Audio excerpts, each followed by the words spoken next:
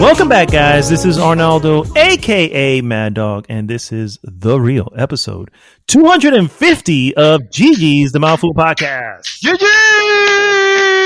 We made it! We made Yes. it! GG! Hey. Can you allow me 250? I'll pay you back. Okay. I need about 250. Just 250. 250? 250. Yeah, just 250. All right. $2.50 coming your way, my friend. Check your PayPal. All right, PayPal. Ka-ching! Ka-ching!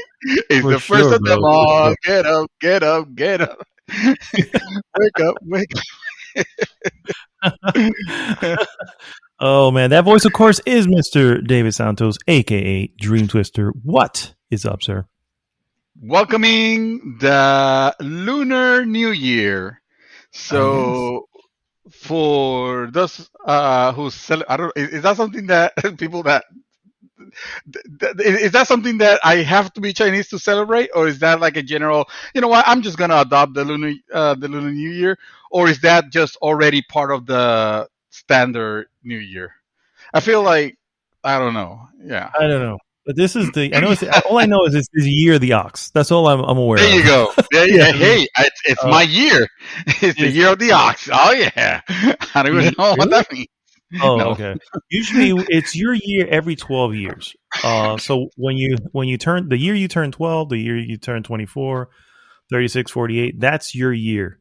Is that how it is? Yeah. So the next year that you're going to hit is when you hit 48, whatever year that is.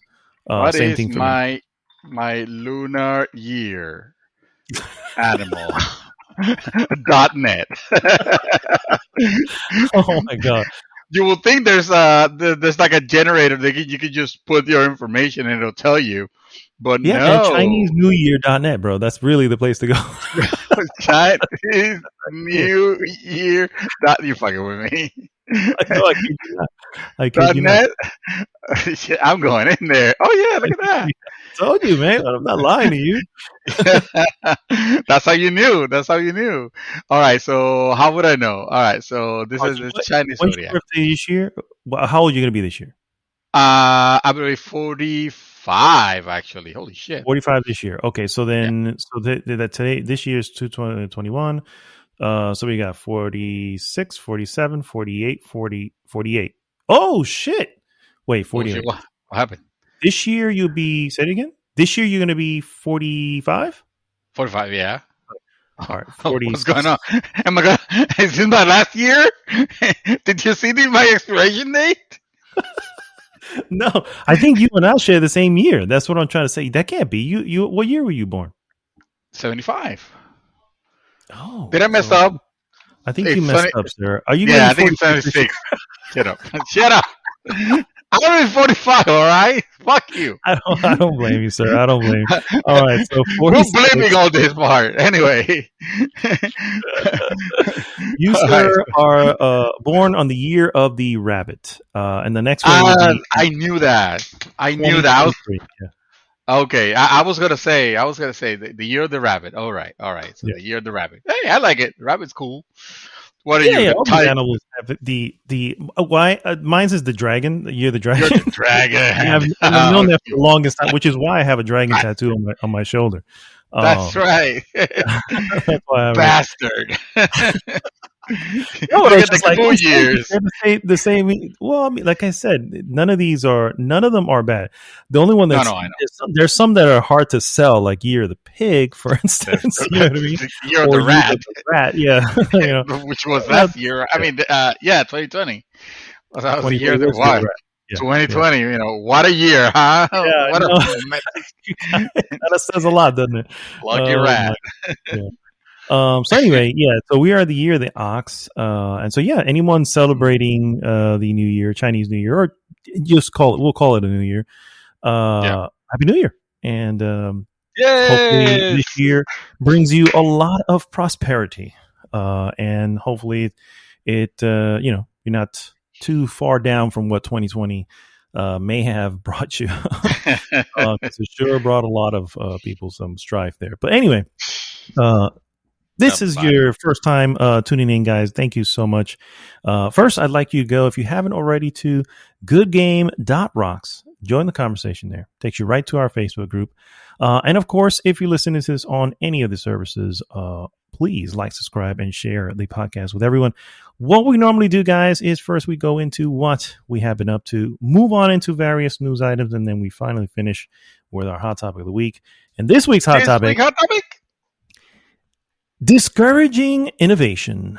And this is an interesting topic because I think you were really interested in this particular thing, and then, or I think you really have a hate for the, shall we call them patent trolls? I hate. Well, I hate the entire idea of. And don't get me wrong, I understand why it exists. I just think it's a flawed system. So I absolutely abhor and hate the entire system of patents and copyrights and royalties and all that crap. You know, I am completely opposed, but that's me. You know, I'm a socialist, I've been told. No, no. I mean, there's I'm a communist, evidently. No, go ahead. The system was made obviously with good intentions to protect, the intellectual property as someone creates. However, sometimes it's used for bad, and in many cases, especially within the games industry, that's exactly what it is. And so we're gonna look into the most recent patent, and that was, of course, WB that recently patented their much acclaimed Nemesis system. And although hilariously enough, not used anywhere else this entire time, so weird. But nobody anyway, could figure it out. I guess that's what they patented. They were like, what? Nobody could figure out this shit. If somebody figures it out, they're gonna break the code. What? I gotta say, that's kind of a that's kind of a reason to patent. If no one can figure it out in the years that it's made, it's like, let's just own it. But anyway, we'll look into that a little bit more. Yeah. I don't want to tumble too far down that rabbit hole this early on. So let's start with what we normally start with, sir, and that is what we have been up to. Yes, Mr. Sir. Santos, what you been doing, sir? Oh man, at this time, I'm just gonna sound like a broken record. It still goes to Tsushima to me, and you would think that I'm saying that with like the excitement, that I was saying in the last 5 weeks ago or whenever the hell it was that I started playing. But and that game, for all intended purposes, is still a great game. All right, don't read too much into this part. Part of it is the way that I have had to play lately. I don't sit down and put the hours that I used to. Actually, that's not true. If it's a game that is engaging me, I will put all the time necessary. Final Fantasy Remake says hello, but I'm feeling, man. I'm feeling it, man. I'm feeling the weight of this. Traveling. I have been. I have been actually. Because I mean, it depends. If point A in point B. I mean, if I'm in point A and I'm gonna go to point B, and like the map, I already have discovered everything on that area, then by all means, I will just fast travel. But if they're all from point A to point B, there's something in the middle I haven't discovered, then I'll just go on the horse seat and I'll clear that. And I'm only wearing of all the armors that you can use. There's one in particular which I believe is like they call it the traveler vestments or armor or whatever.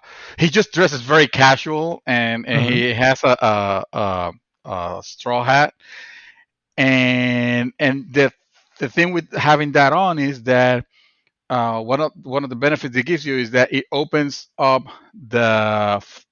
what we call the fog of war, the undiscovered area of the map. Mm-hmm. It kind of opens it. It opens it up at a much further distance, if I'm explaining myself correctly. Yeah.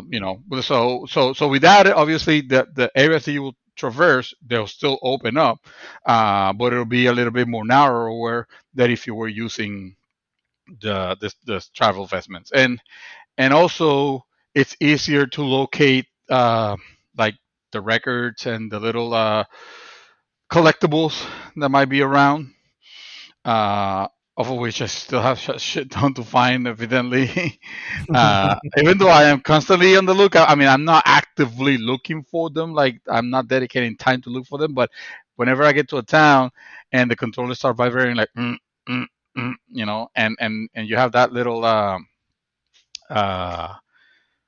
luciérnaga. What do you call those things? Luciana. Yeah, the little oh my god, fireflies. Thank you. Oh, Little fireflies. Yeah, they're called luciérnagas in Spanish. oh, okay. You uncultured, you Yeah. uncultured Latinx. uh, no, whatever. The game has that thing I like. The fact that it will give you indicators like that. Firefly will appear, and then if you kind of follow it or not follow it, but see how fast its ass is blinking. Actually, you don't have to even look at the firefly. You can feel the vibration in on the gamepad, Okay. and as you getting closer to whatever it is, it starts vibrating fast. Just a little bit faster until you hone in. So, and I like that. I like also the canary that appears, the golden canary that appears, and you kind of follow it to kind of letting you know, like, hey, you're in this area. You might be interested in visiting this hidden hot spot that is over here in this area, or hot springs rather. And then you go, you follow it, and you find it. Oh, cool. So I like that aspect of it, and like I said, I'm wearing that vestment that allows me to discover the map a little bit faster, and I'm finding the question marks to discover and all that. I think that the main gripe that I have with this game, and I will still, no doubt, I will still this game is, I will still rate it either somewhere between an 8 and a 9 Mhm. easily, because the game is good. These are just my personal complaints, and actually some reviewers have and people that have played it have mentioned something similar. Um, but see, this is just the thing. This might have to be just with the way I'm playing it. But I'm finding that the game has a central story, yes, but it also have a lot of side stories that you could do. Not Mhm. side. Well, let me rephrase that. They're secondary stories. They're not the side quests, because I think the side quests are the ones that are, you can just completely ignore them if you want, and no big deal. But there's these people that you meet along your main journey. They kind of like branch off into like their own story. Like, we have the lady that wants to avenge the death of her family. Mhm. And she has she has her own path. There's the path with Yuna, Oh, the Yuna's main. cool. Yeah. Yeah, she's not cool. Yeah, I definitely like the missions that I have with her, except for a particular one that I had yesterday, which was kind of annoying because it was a stealth mission, and the game had not given me any of those until Ah, that yes, our part. favorite. It was not. I mean, what you had to do was cool, but the way you had to do it was not cool, because it was like, don't let yourself be seen, like, or don't let yourself be yeah, exactly. Don't let yourself be seen. So don't kill the other, no, don't kill any other enemies. You just have to kill these three brothers, Mm. band of evil brothers. I think they were slavers and whatever. Anyway, Mhm. so you go on that mission and you have to just kill those, but you can't be seen and you can't kill anybody else. So whoever is in your way, you kind of just have to like distract them whichever way to get them out of your path. And then the game doesn't do a very good job of telling you where the persons are, and because I mean the difference between it's hard to recognize, it's hard to tell who is the actual person you have to take out, because the game doesn't give you any HUD indication, which I guess is fine because more realistic or whatever. But uh, at the same time, it took me a little bit. Like, I think at one point there was one brother that I just could not find, and I was like, nope, I'm YouTubing this. Fuck it, I don't have time. I just need to get past this. And then I saw the solution, and I was like, okay, yes, there was no way that I would have ever figured this out unless I was meticulously looking for, going around the area. And that's exactly what I can't do because there's a bunch of guards everywhere. I'm not supposed to kill them, which would have been nice. If I was able to kill them, that's awesome. But the mission parameters didn't allow me to. So, and I don't know if you would get a game over if you did, or if you got seeing what will happen. Like, I don't know, because I didn't get caught, but it wasn't fun.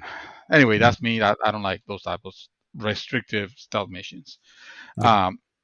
But other than that, I've been noticing that you have those branching, separate storylines, and because unless you're doing, unless you're completing or you're trying to complete them in order for each person, which I don't think you can, because at some point it kind of like, let's say you're helping Yuna, at one point it kind of stops you from doing, any more missions for her, and you kind of have to do the other ones.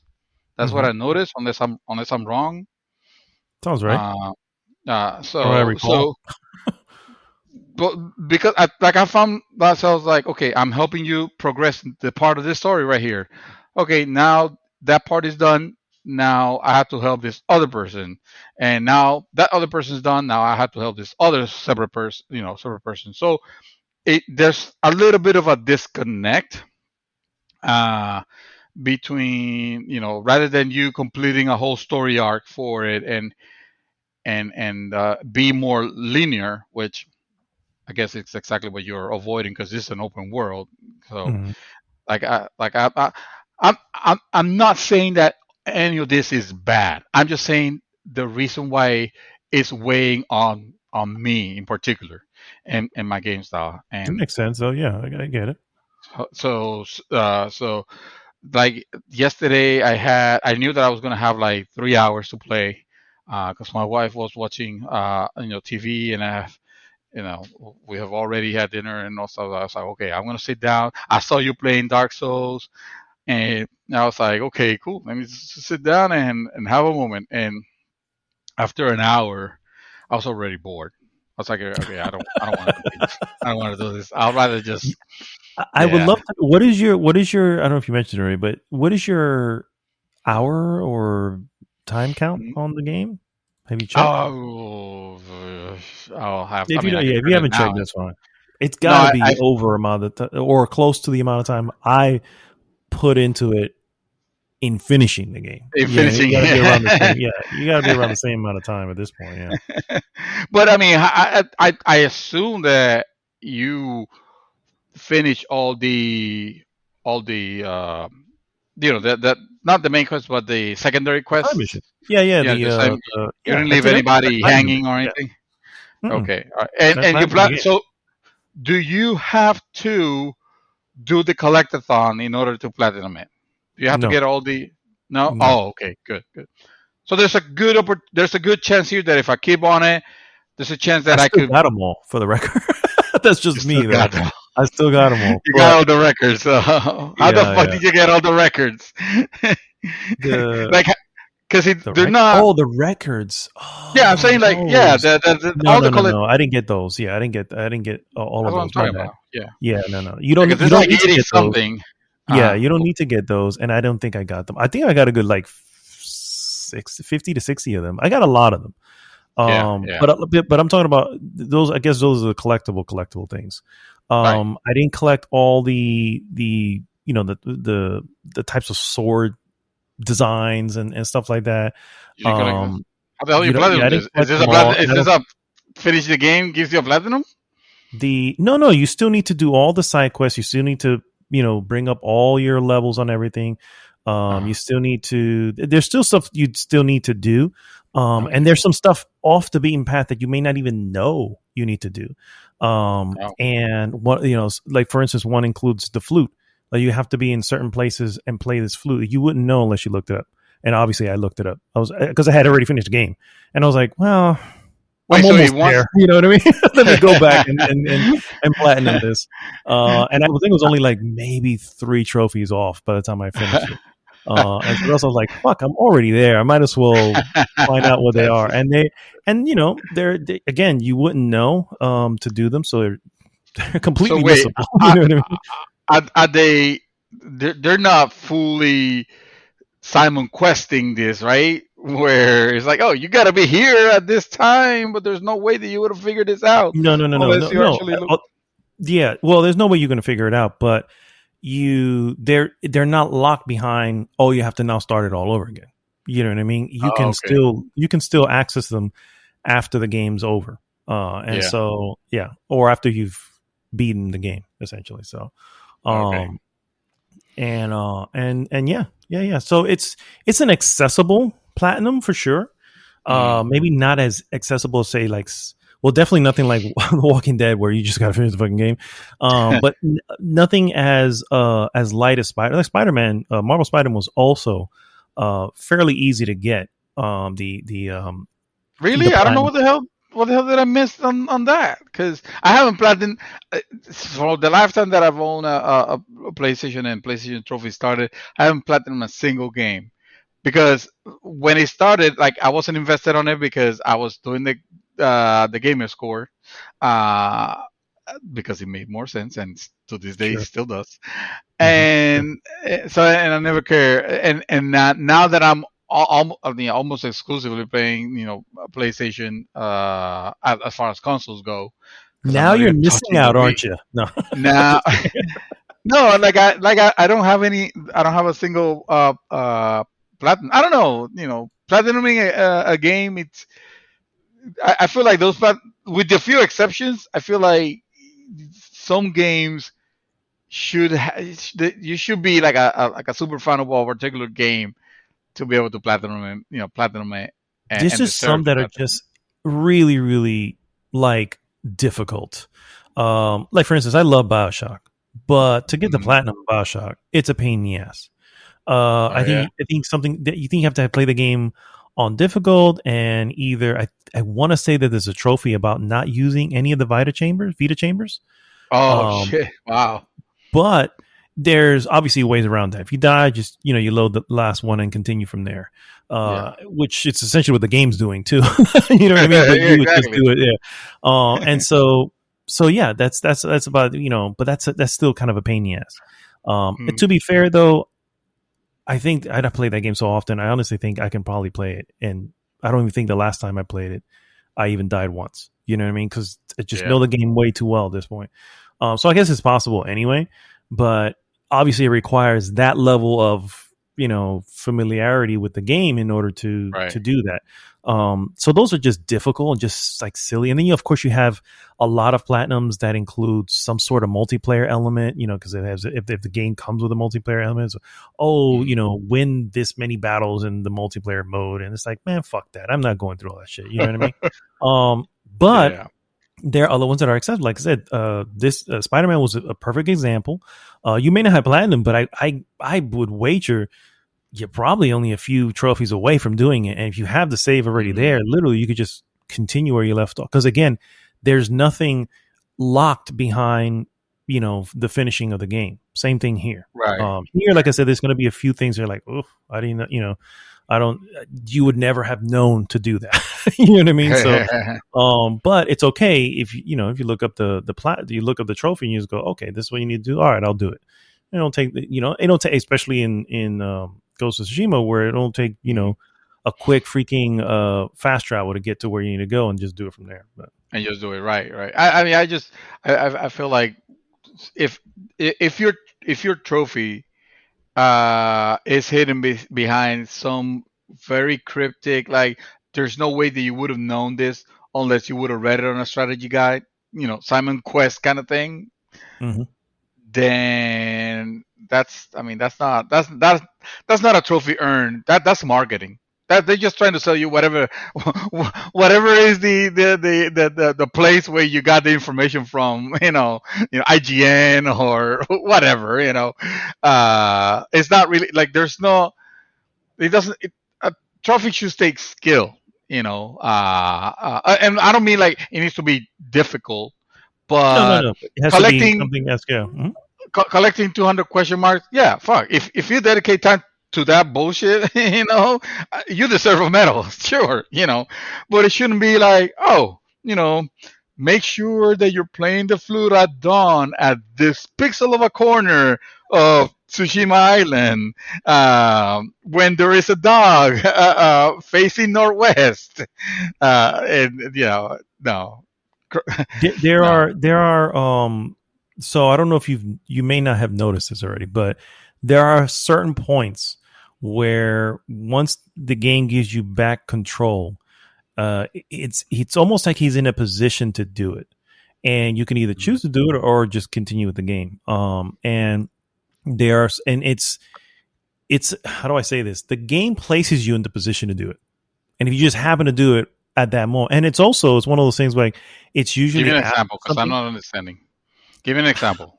I don't want to spoil anything, sir, but I mean, let's just is it too late? Is it very late in the game, or is it early? Because the you're one that telling me comes to like, the one that uh comes to mind may be a little bit later in the game, but the point is okay. that something specific happened in the story, Hmm. and it's almost as a moment you take you take a moment to tribute whatever just happened Hmm. with this song, and it unlocks the trophy. Okay. And if you look But at if you the don't do it songs that there, you're then you lost it. Then you have no chance of no, going you can back. still go back and do it. You just got to Okay. go back to the spot and do it. But the game literally like after the event, you're loaded right into that spot. You know what I mean? Right. So you're already there. But you can still go back and do it. Obviously, you could Like, do it. I didn't know about a few of these until after I finished the game. So and I still platinum. mm, So it's like, damn, I should have complimented the chef on this dumplings. I've Nice said it anytime. when you kill some people, sometimes bow a little bit. You never know. You're paying a little respect. you know? So you don't have to, obviously, but it's still kind of cool when you say, "Hey, man, Yeah. much Yeah. respect." Rot in hell I, and all, but much respect. Thank you for the opportunity you have allowed me to kill you. Yeah, exactly. It, the story. I mean, it is certainly it's interesting enough. I will say, Mhm. nothing in the story itself has like captivated me. Like, holy shit! Like, oh my god, this is incredible. No, so far it has been very by the book. On, okay, Jeez. this is a story about this, and of course, there's like maybe not. Maybe that's not true. Maybe at some point, without spoiling anything, the game gave me the, oh, okay. I guess this was supposed to be a surprise, but it kind of looked like it was going that way anyway, so that's Mhm. fine. You know. Um, but so nothing so far has happened where I'm like, holy shit! I need to see. I need to see what's next. And you compare this to, I put it because obviously this is not the only game that does this type of, oh, complete this section with this person first and now go complete this other person. You might be thinking of, oh, well, I mean, that's GTA. Every GTA is that, right? Mhm. You can decide to complete all the missions for this person, or the game will stop you at some moment. You have to do someone else's. And I guess the difference between that and the other was that, yeah, but at least in GTA I felt invested on knowing what was going to happen next with that person, because the story was that much interesting. And I'm not saying that the story here is not it because it is. It's just, well, if it's a revenge path, I have we have many examples of that, and Of that, many yeah, for movies sure. of that already. So it kind of takes a backseat to, oh, I guess I'll just do more fighting. So, but yeah, Yeah, that's just a way to extend my my section of what I've been That's for playing because you. I haven't been playing anything else. Nor have I been watching anything else other than Anthony Bourdain's uh Nice. What episode you up to? What episode you up to? I'm talking to you. What's the last one you? Where's the what's the last name of place you it? visited? What is the name of this of the series first? Parts Um, unknown. Parts Unknown. Thank you, thank you. Uh, yeah, I'm going to Tokyo tomorrow. Oh, Uh, it would have been nice. today, but we're podcasting. So yeah, I finished. Uh, So not you did coming. South Africa. What was the last one? South Africa. Yeah, shit, you know them by heart. You know them by I memory. don't know them by memory like that. I just You happen to have literally. the list in front of me. So Oh, okay. You had the list. Oh, okay, gotcha. I I was like, know, I what know the more. hell? Yeah, I know more or less where certain things are. Like I would have been like, Right. okay, that's season 2, without having to look at the Okay. list. But Yeah. I would needed the list specifically. There's a few like I do know. Like if you just said Houston, I know that's episode 8. No, that's episode 6 of season 8. So which is one of my favorites. But so anyway, besides that, so South Africa, yeah, that was a good one. That was a Yeah. good episode. Yeah, they're all great because when you think about it, it's all this you have, and I'm not gonna spend too much time on this. I promise. I just want to say this part because it's what I've learned from watching this show. Is you tend to have a lot of misconceptions about places, because of what you see in movies Hmm. and or what gets romanticized in some cases. You think it's like, oh, it's the best place, and some other places that are it's like, oh man, I wouldn't go there if I was like taken hostage or whatever. But then you actually see, and it's like, oh no, that's actually, that's not like what I picture at all in my head, that place to be. So I mean, nobody's traveling right now. I'm certainly not traveling to all those areas that he's visiting, but you get to see it and you get to learn so much. And it's actually what I've enjoyed, because I wouldn't even say this is like my favorite show or anything like that. Like, oh my god, I can't wait for the next episode. Honestly, I'm sitting down and I'm watching it more like an educational piece than an Hmm. entertainment piece. And they're entertaining, don't get me wrong, but I'm enjoying more the learning aspect of it. The oh Yeah, wow, yeah. this happened, not too long ago with Nelson Mandela passing away, for Hmm. example, in 2013. And I probably read that headline, and it didn't meant anything to my Americanized brain. But seeing the struggle and all of that, it kind of puts it in a different perspective, and it Hmm. becomes this like super interesting story. um, and also, like I mentioned, other places I wouldn't have imagined I was gonna like really, really put the love seeing, or traveling to, like Spain. I told you I saw the Spain episode. I was like, yes, that's gonna be my next after Japan. That's gonna be my next location to visit in the world. Cause Nice. that is awesome. There was a point in time that my wife wanted us to actually move to Spain. She wanted to continue her studies at a college Abroad. over there. Yeah, Hmm. Oh, okay.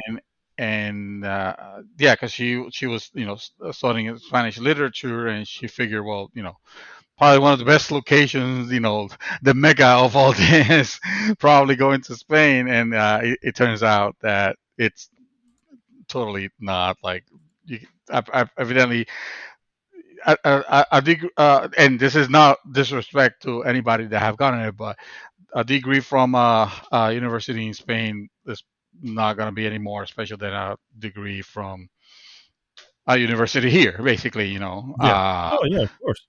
Sans, you know, Harvard or Yale or places like that is just going to be the same. So it was not going to be worth it. Hmm. Gotcha. So, but yeah, man, that's I'm gonna cut it right here. You take Oh, over. awesome, man. Oh, well, thank you, sir. All right, I don't really have. A whole lot. As far as What? little pieces. Really, I Big have pieces, spent man. my entire week really just diving really, really deep into Dark Souls, and my God, am I loving this? First off, guys, I made it to Blighttown, and there was not a hitch in that freaking frame rate. And Yay! it's been awesome. Blighttown, for Smooth the record, sailing. still sucks.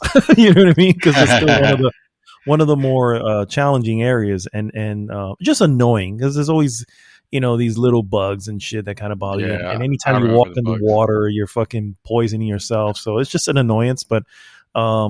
other than that, it's not. Once you kind of get I feel like I'm repeating something that people have spoken about for a long time, but Okay. maybe not, because I think Dark Souls has always had its own, like, its own niche group. You know what I mean? Other Mhm. people who just don't know or know of Dark Souls but don't really know anything else. But I, dude, I am really loving this game. Really, really loving this game. This is easily going to be. It's already the front runner as best old game of this year. That's a good You know game. what I mean? For 2021. 2012 title, huh? 2012, Yeah, right? the maybe it was I think because it came out on so. PS3. So yeah, you're probably right. Yeah. That sounds about right. And anyway, I am where I'm at. I just made it to Anna Orlando, which is the what appears to be a similar, like, if you this is something else that I've noticed about this game, which is really why it's become even more fascinating, and that is the little pieces of lore that the game obviously doesn't really tell you a lot. But if you No. just take a moment to read the little synopsis of an item you picked up, not every item, you know what I'm saying, but like the real precious ones that you find, it Uh, gives you a little bit of history. And man, it really feels like they've created their own like mythology. Like, like, you got Greek mythology, you have Norse mythology, and then you have this mythology, you know what I mean? And it's like, mhm. it's really fascinating, and I'm like, man, this and it shares a lot of similarities with those particular mythologies as well. Uh-huh. You have your Lord of Death, you know what I mean, in Nito. You have your what would appear to be Zeus, you know what I mean, and it's the main guy. I forgot his name already. Anyway, and I've made it, and Orlando is, or at least appears to be, what this game's version of making it to Mount Olympus, essentially. And Mm. so I'm just loving it, dude. I'm just absolutely What? loving it. So what I'm was it like level. called? What What what was it? what made you go? Yeah, what made you go back to Dark Souls? Well, first off, I always felt like I missed out. Remember, I started playing Dark Souls on PlayStation 3, Right. and I was loving it. I was just this much into it. You know what I mean? I'm not as far as I've gotten now, but I was head first into this stuff. And Mm-hmm. unfortunately, I just couldn't get past Right. some of the frame rate issues, the fact that it just didn't perform well on PlayStation 3. Yeah. And I also heard that it was Xbox 360 also had the Yeah. same No, thing. it So it didn't. was Yeah. Black Town was a blight on every on everything. system. Yeah, yeah. Back then. And Yeah. it wasn't just Blighttown. It was actually a lot of other areas.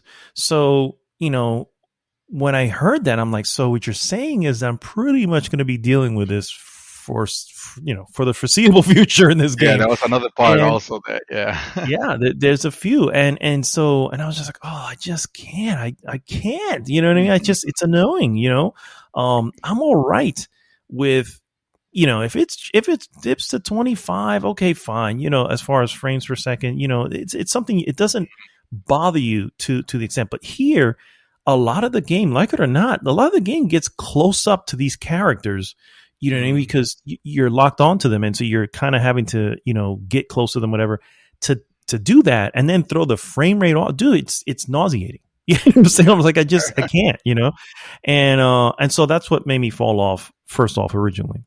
What made me Mm. come back, I had already had the moment they had mentioned the remaster, which I think came out in 18 maybe. Yeah. When they mentioned the remaster, I was like, oh yes, so now I can probably get back into that. Now I was a little bit turned off the fact that, well, we're now at that point, I think Dark Souls 3 was already out. And so it's just like, and I think at that point I had already moved on into other games. And so again, it's like, it just kind of fell through the cracks. And I was like, all right, well, I'll eventually get it when it's on a sale. And that's exactly what it did. I got it for like $10, the remaster on PlayStation 4. And then, here I am playing it on PlayStation 5. And honestly, I mentioned it last week. I wanted an RPG. Like this space in time in gaming, when there's like really no big major tentpole title, was meant for Cyberpunk. And Cyberpunk has been what has literally become like this ultimate letdown to me. Where I've installed it twice. I've installed it on PlayStation 4. That shit sucked. I installed it on PlayStation 5. While better, still was a disappointment. And I took it off. And I'm like, I can't. So I have all this time, and I'm like, I have all this time, but you know what I'm saying? At this point, there's just nothing else major coming out. And I'm like, this was the perfect time to delve deep into Cyberpunk. And I don't know if that time is going to come around again anytime soon. And that's why I say I don't know if I'm going to go back, because I don't know if I'm going to be able to, because as other things come out, I'm like, nope, sorry, Cyberpunk, you had your moment and you fucked it up. You know what I mean? So you'll have to wait for the next lull, whenever that is. Sorry, you know what I mean? Cyberpunk, you just got Metal Gear Solid 4. Yeah, pretty much. Metal Gear Solid 4, for the record, guys, what he means is I never played that game, not because I didn't want to, but because I refused to pay $600 for a PlayStation 3. And that game came out in that time. I didn't get a PlayStation 3 until it dropped to $299. By that point, I had a whole library to catch up, and Metal Gear Solid fell through the cracks. Metal Gear Solid 4. So like, what the hell were you playing all this time? It was like, what the hell were you hanging? Were you playing golf? Was that what you were doing? Like, what the fuck? I was playing during that time. I had a Wii. I was playing a lot of Wii games, which I actually own a lot of them. But that was, we'll call that the dark ages of my game. Yeah, I was literally going to say that. That's exactly what it is. You were scraping the bar of the Wii to survive. And I told you, he was the other thing, because I'm sure as anybody listening is going to go, but wait, why didn't you just get a 360? Well, I was going to get a 360, especially because I had played BioShock on a friend's 360, and I fell in love with that game. And then shortly thereafter, everyone I knew started Red Ring, and I was like, whoa. I was like, put the brakes on that. Wait a minute. No. If it wasn't for that, I'd have an Xbox. Seriously, who knows? Yeah. Anyway, back to Dark Souls, guys. I just took you down a little gaming history of Mad Dog here, but so anyway, that's why I'm back into Dark Souls. I am level like 66, 67 or somewhere on there. So I'm actually fairly like strong enough to just kind of continue. And that's really what's been helping. A lot of the times I get to a new boss, and I may die the first one or two times just because I'm still trying to figure out the characters, the enemies' moves and stuff like that, and what they do. And so because I'm figuring it out, it's like, okay, I'm going to chalk this or a couple times as me just getting used to what they do. But then when I really, prep and get ready to go, I almost always so far, well, knock on wood, I've gone in and just eliminated. Like the first time I fought, what's his name? It was like a wolf, this giant wolf with a sword in his mouth. It was just like, it was such a weird freaking boss. And it was so huge. I was like, oh, this dude's gonna, and he moved fast for such a big fucking mouse. This thing's gonna wipe the floor with me. Right? Oh no, I've made him recently. I had to open, it was this crest of something I had to get to open up this one door in the Dark Root Garden, I think it is, or maybe Basin, I don't know, one of the two. And I had opened up the door, and when I got to the far end of this area, there he was, and I was like, oh, okay. And dude, it was actually, I think about it now, I think I did die to him at least once. But it didn't take much after that. Again, once you kind of figure out, and I've been sticking to the same um, weapons, so I'm not getting used to something new. You know what I mean? I switched to a spear for a little bit, but that just completely threw off my fight game. It's like, this feels odd. I'm used to slashing, and this is more poking.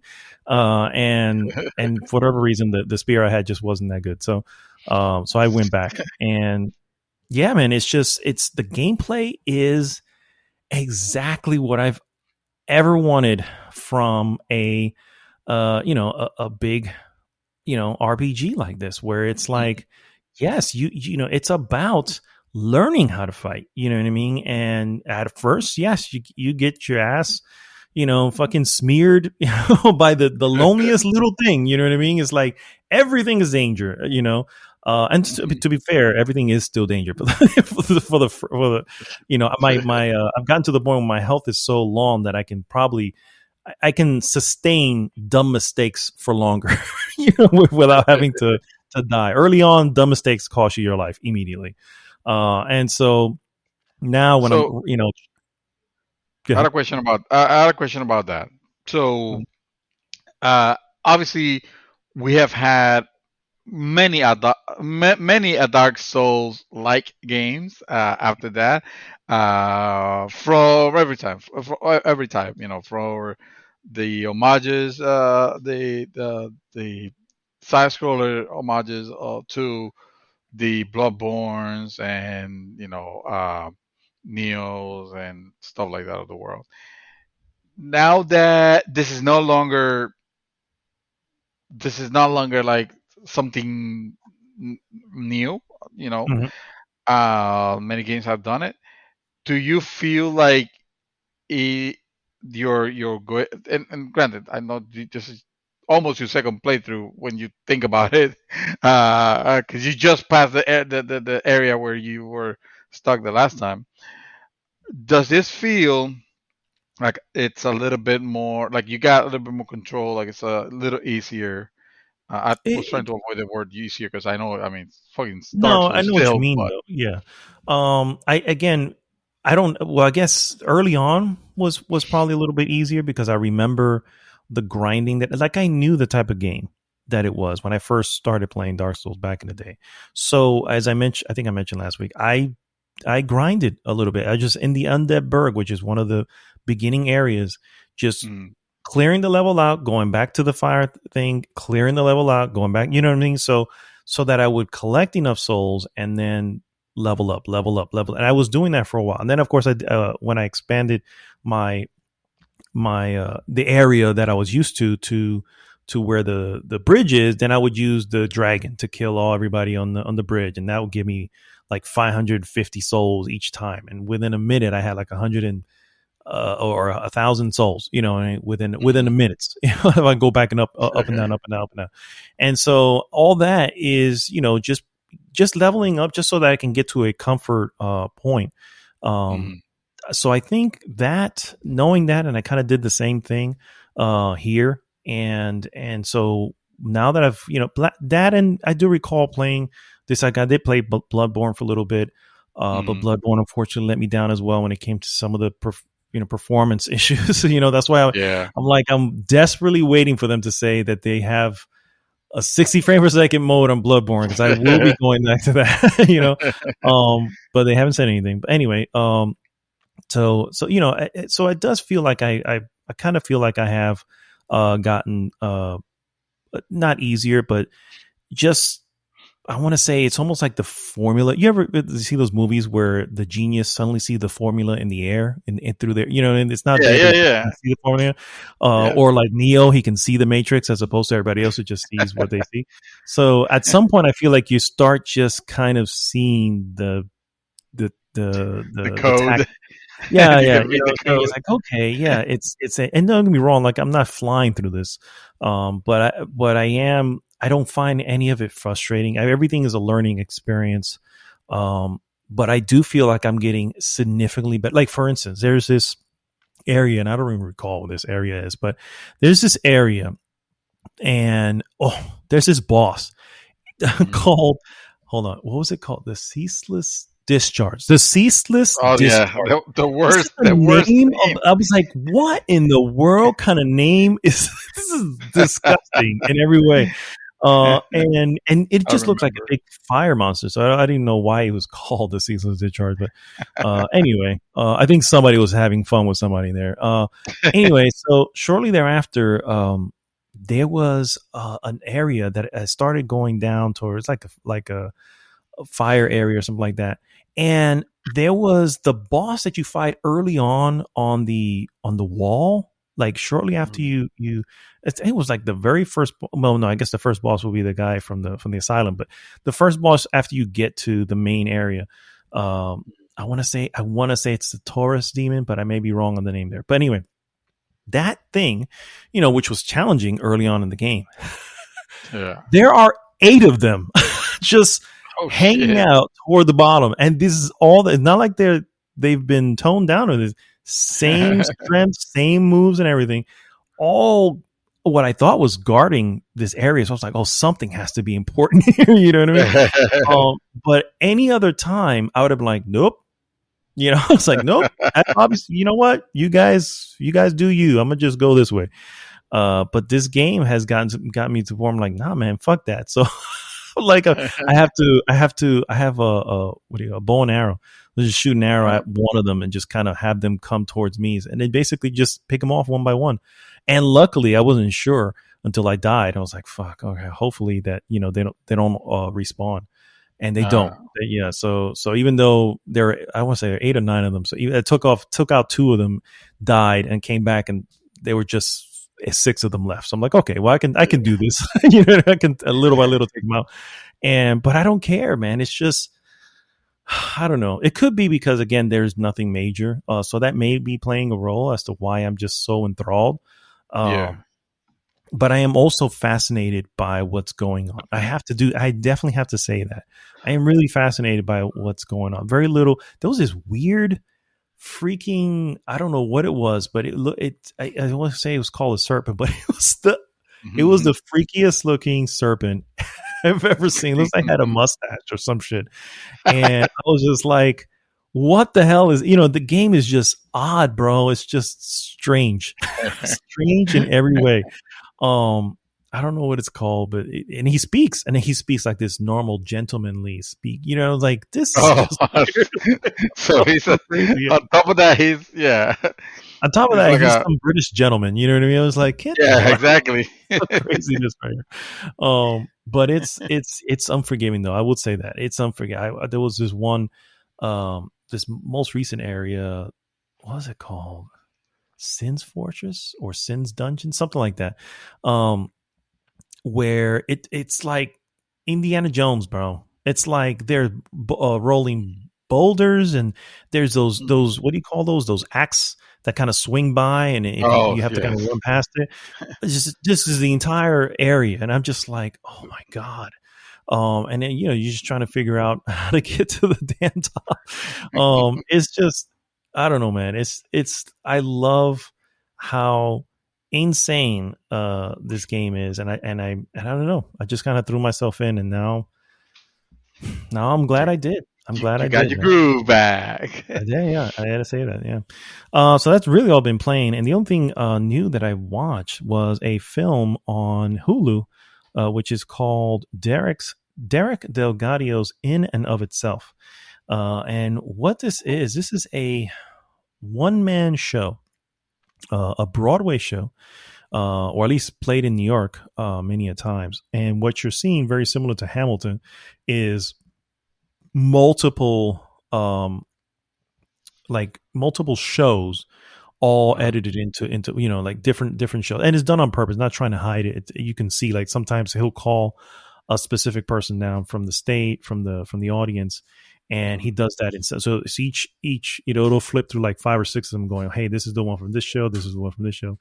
But anyway, it's a one-man show, and it is essentially like a almost like it's almost like a storytelling type thing, but it is also like a magic sort of a magic act.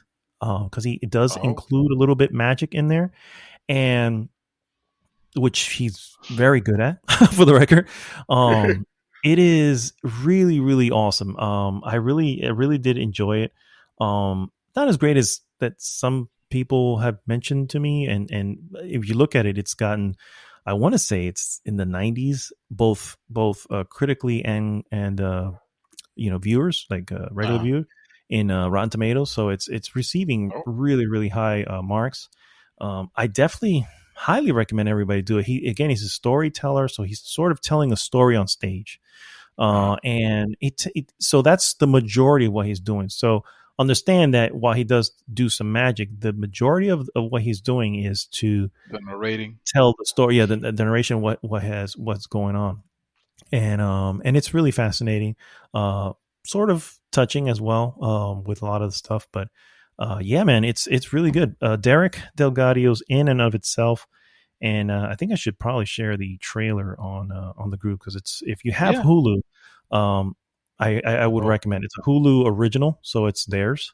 So that's really the only place you're probably going to be able to see it, unless you can rent it on Prime, if that becomes an option. But other than that, man, yeah, it's pretty good. It's pretty cool. But yeah, man, that's all I've been doing.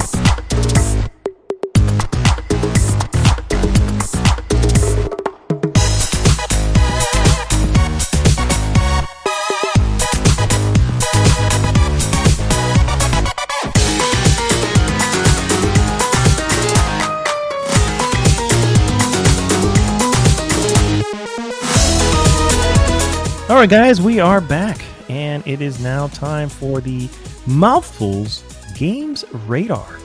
And of course, ding, ding, ding, ding. That's the Wii music. Ding, ding, Oh, okay. Ding, ding, ding, ding, ding, ding, ding, ding, ding, ding, ding, ding. We can't use it, right? Because it's copywritten.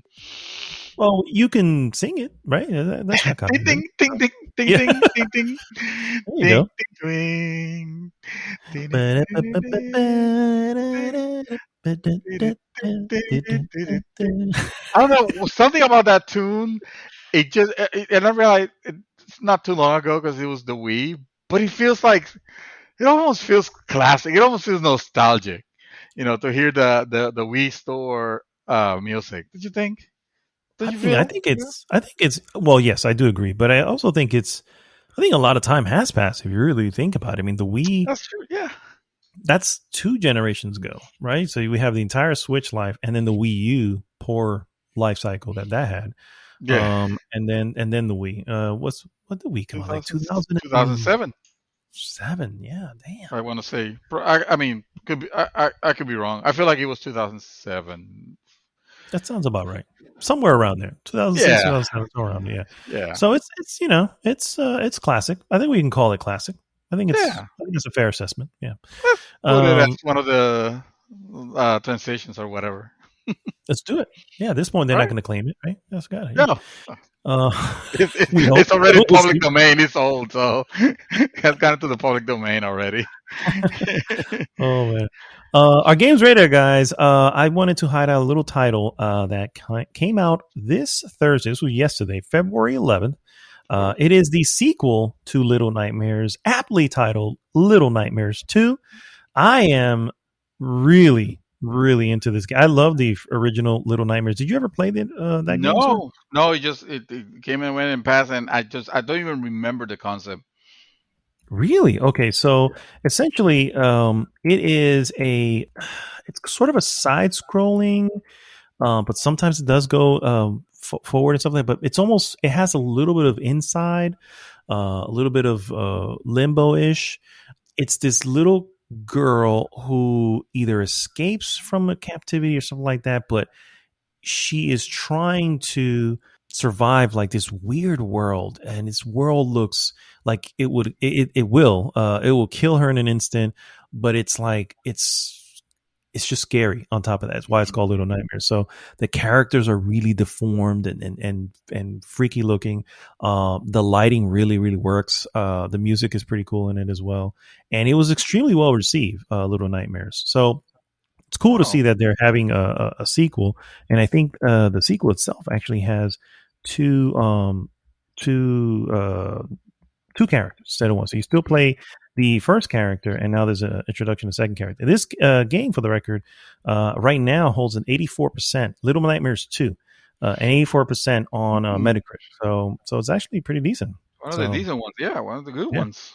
Absolutely. Ooh. So I highly recommend this game for anybody who has not played it, especially Little Nightmares, the first one, which is probably going to be on sale at this point. So, but so Little Nightmares 2 is the newest on the Mouthful's games radar for this week. So let's move on into some news items. I didn't know if you wanted to kick us off, sir? Yes, actually, I'm gonna start off with how about we start off with some Tales of the Borderland. Okay. Oh no, wait, we can't. Actually, we can. I was gonna make that was gonna make my jokey way of going into some Borderlands the movie news, but I just remember Tales of the Borderlands. You know that not too long ago it was taken out from all the online stores. Mm-hmm. You couldn't buy anymore, and so that's back, or it's coming back.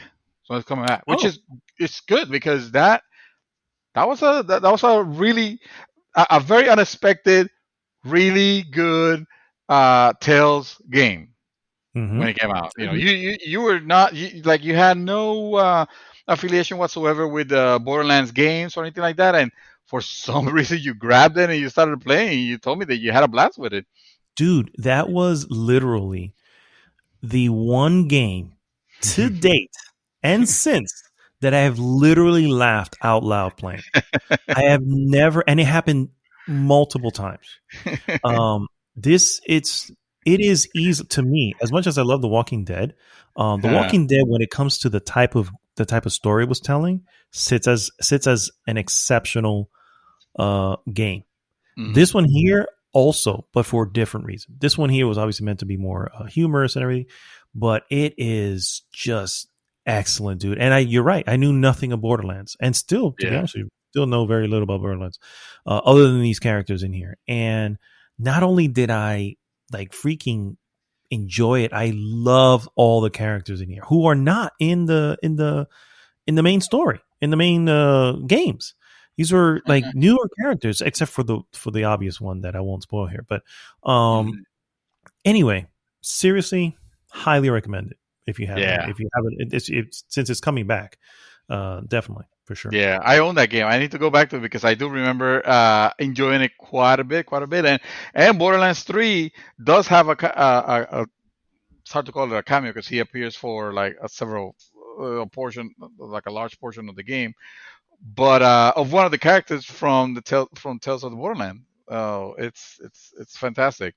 Anyway, speaking of Borderlands, the Borderlands movie signs up Jamie Lee Curtis. You didn't know. Okay. You thought it was going to be the one that you're expecting, and I'm going to mention it, yes, but I wanted to because everybody got excited, started sharing that piece of news. Of the other person that got signed for the movie. I don't know anybody.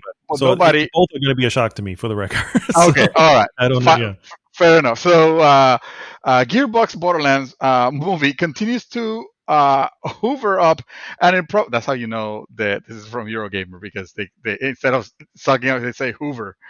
Hoover up an improbable roster of Hollywood talent. This time, with the news that Jamie Lee Curtis has officially signed on to star in a key role. The film adaptation of Gearbox's popular post-apocalyptic comedy shooter was first floated all the way back in 2015, but it wasn't until last year that the clock started turning in earnest, with the surprise announcement that Hostel director Ellie Roth will be at the helm. Hustle. Mm-hmm. Thank you. More unexpected still was the news arriving last May that Oscar winner Kate Blanchett, who started on Roth's 2018 adaptation of The House with a Clock in the Walls, will be taking a leading role in the Borderlands movie as Lilith, described as a siren with a legendary thief equipped, and a legendary thief, equipped with magical skills. So that was the part of Jamie Lee Curtis being signed, which nobody talked. Nobody said anything when it was announced, and when I posted it. However, people got very excited when Jack Black, yes, that's right, Jack Black has joined the cast of Borderlands movie and will lend his voice to Claptrap. He's gonna Oh be snap! Okay. he's gonna be the annoying little robot that is gonna be played by Jack Black, which automatically makes it like, okay, that's really good fucking casting, you know. Nailed it. Nailed it. If you're gonna have Jack Black, and maybe he's not gonna appear in person, but which he could be. He could very well be a character. I just don't know. I just can't picture who. Well, he could be a character, maybe a new character or something. But you're casting him as Claptrap. It's like, okay, yes, that will work. I don't even mind if they don't modulate his voice or anything. News of Black joining the Borderlands movie cast has come in the heels of Jamie Lee Curtis' announcement. Curtis will play the archaeologist Tanis, who might know where the vault filled with alien technology is located, according to the Hollywood Reporter. Also starting in the movie is actor and comedian Kevin Hart, who will portray Roland, and Kate Blanchett. She's going to start as Lilith, as I mentioned before. Mm-hmm. So yeah, man, it's of all the people that have already been cast. I mean, when you already are hearing about people casted for each role, it makes it almost makes it like, oh, this is happening. This this is really a thing. And we're gonna be talking about some other castings that are happening on other TV shows and stuff like that, which are very exciting also to hear. But at least this one, I thought it was a great way to kick us off. Yeah. Because I do want to, trust me, I do want to see what they do with a Borderlands movie. I'm thinking, Mad Max with like humor. Not that the original the Mad Max movies are not humorous in their own way here and there, but I mean, this will very well be a comedy. You could tell they're not gonna go anywhere. Action comedy, whatever. Yeah, and that has me very pumped. I want to see what they do with that. That's awesome. All right. I'm going to start with my first news piece. And that one, of course, we're going to go back to a little bit of Cyberpunk news. Cyberpunk, guys, if you didn't know, is probably having one of the worst launches of all time at this point. CD Projekt Red is still suffering here. CD Projekt Red says it has been hacked by attackers who've been able to access its internal network, encrypt some devices, and collect certain data from the Polish video game company. The Cyberpunk 2077 developer says it will not give in to demands to negotiate with the attacker and does not believe any personal data of players or service users has been compromised. In a tweet disclosing the hack, the company shared the ransom note left by the hackers, who claim to have accessed the source code for Cyberpunk 2077, Witcher 3, Gwent, and an unreleased version of Witcher 3. The hackers are threatening to release the code alongside with internal legal, HR, and financial documents if we will not come to an agreement. Man. In its statement, CD Projekt Red says that it has secured its IT infrastructure and has begun restoring its data from intact backups. It says it has informed the relevant authorities as well as IT forensic specialists. The attack follows the developer's troubled launch of Cyberpunk 2077. The game released with numerous bugs and performance issues on PC and was almost unplayable on older consoles.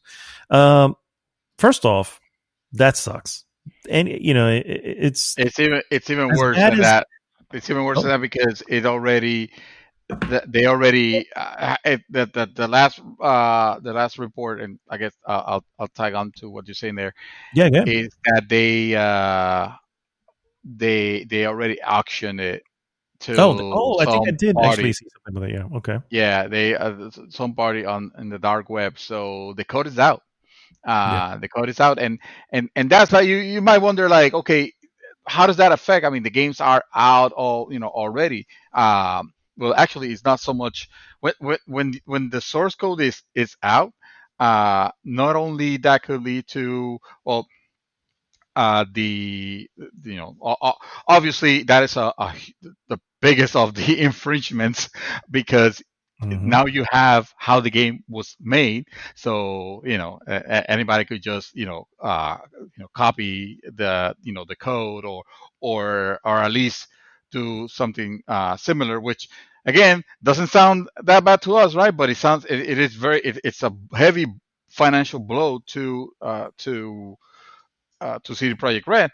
Not to mention that secrets about the game, or upcoming things that might have been in the works. Like, I think the unreleased Witcher 3 thing that they were talking about was going to be like an updated version for next consoles, or RTX support on PC, which there was no announcement, no announcement of that as of yet. Hmm. Uh, and also, that Gwent is a game that gets played publicly, and people spend, correct me if I'm wrong, but doesn't that game has Yeah, it's microtransactions? yeah, because it's a free game, so it's So gonna it's a have free micro. game. Exact. Mhm. So now, I mean, having the source for Gwent pretty much breaks that, because now anybody and everybody could just start. They will know how to target the code to be able to cheat on the game. So Yeah, you know. it's the main thing, and not only that, I don't know. I would have, well, I don't know because it wasn't mentioned here. Maybe it was mentioned in the follow up story that you're mentioning, but did they remove the source code from their databases to the point where they themselves don't even have the source code now? Is that a thing?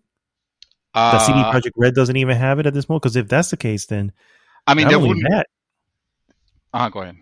I was gonna say, not only is it sad that it's out there, but it's also out there, and you may not even have it there. I mean, they mentioned the backup, so maybe that's still stored in their backups I will too. have to imagine that they have something. I mean, because when you're stealing the source code, you're stealing the actual way to make the game. So The there's framework, there's the nothing. Yeah, framework, yeah. yeah, exactly. There's nothing else that they could at least hide, that say, oh, we'll just change something here and there. No, it doesn't matter. The ingredients are all known to the world, so everybody knows how to do your pie now. There's nothing secret about it, and I mean that sucks terribly for them. And Oh yeah. yeah, and I've seen people like celebrating because, oh, that's what what's what they get for uh, releasing a game buggy state, and for lying this and that. But it's like, no, but I mean, that's not. We're That's not the talking. answer to that. Yeah, that's not the No, answer. no, exactly. This affects us. This affects the consumer as well, and we don't want to lose a company that, yeah, they might have made a mistake with Cyberpunk. We get it, but other than that, they have been like unbelievably serviceable towards gamers. In general. I mean, tell me of another game that you have bought that you buy the physical version, you open it up, there's a thank you note from the developer. They release the game without any DRM on their store. They have a store that is not like It's also DRM free. that Yeah. it's also DRM free for everything else. It's like you don't normally see that. So yeah, Mhm. they fucked up. They fucked up with Cyberpunk. Absolutely, absolutely. Um, but No, we it already still talked doesn't about it. justify this. Yeah, it It's doesn't not, justify this yeah. action at all. I'm one of those who are just as frustrated as anybody else with that, and this isn't the answer. This is not Yeah, something no, I would have wished on them. Do I feel that they should have some sort of financial repercussion for releasing the game in its state? Yes. yeah, let it have it for This like is they not are right yeah. now. Yeah, Yeah, this is not well. This is not that. This is not the version I'm referring to. I feel like no, they should. It should hit it where in the fact that it doesn't sell the units that they were expecting because of yeah, that. That's the repercussion they should have. Not this. This is just thievery. That's all this is. That's all that is. Um, and yeah, it no, sucks. It sucks that's the case. You know what I mean? But it can definitely affect their future as well as yeah. a developer. So no, I don't. I would never have wished something like this on them. So Yeah, yeah. Funny you mentioned that because one of the news reports that came out actually today was that Cyberpunk 2077 is not selling great on console. Cyberpunk yeah, I 2077 saw that. console launch was a disaster, obviously, and sure enough, sales on console now seems to reflect that. The game's tumbling off last month's bestseller list, according to the latest report from the NPD Market Research Group. Even the nearly 4-year-old Switch exclusive The Legend of Zelda Breath of the Wild sold better. Wow. Cyberpunk 2077 sank to the 18th spot on the NPD's list of January 2021 best selling games, down from the number 2 spot in December, the month that it was released. That puts it right below Minecraft's PlayStation 4 edition, which was number 17, and above Super Mario Party for the Switch, which Wow, was number 19. wow. So, I mean, that's good in the sense that I like to think that the numbers are speaking for what's been going on. mm, Um, but the reality is, I'm not gonna say they don't care, but I am gonna say they're still fine because remember they made their money back already from the first week on PC sales. right. So yes, this is gonna affect their long term for for the game on console. But it's still, Right. and I think even past that, they're pretty, bonuses and everything are being paid out and all that. Wow. So it's yeah. So I mean, yeah. Again, this is the type of thing I was talking about, and obviously that's going to go back because they're a publicly traded company, and they're already facing legal legal repercussions because of what they did with their shareholders and the board and everything. So, Yeah. uh, yeah, they're not out of the water. And then on top of that, this shit happened. So they're definitely se jodieron. That's what Practically, yeah, yeah. Yeah. yeah. Se jodieron. Your Who turn, got sir. the next That piece? was my yeah. Well, you Oh, were that just was, building off of mine, so okay, then perfect. All right. So I get this one.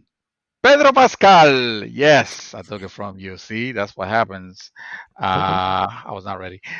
Pedro Pascal to portray Joel in HBO's The Last of Us. What? Deadline reports that Pedro Pascal, the well-known Game of Thrones, the well-known for Game of Thrones and The Mandalorian, will be starring as Joel in HBO's upcoming television adaptation of The Last of Us. First Oh, announced. I know that's good that's a casting great right there. pick. That's a great pick. Yeah, absolutely. I've heard some haters, and I'm like, whatever, guys. I don't think you I don't realize. understand. I don't Yeah, understand what they hate. Like who did you want it there in the yeah. I think they're so what they probably are looking at is his bigger stuff, Oberyn or the Mandalorian, and you look at that and you go, "Ooh, that doesn't look like Joel."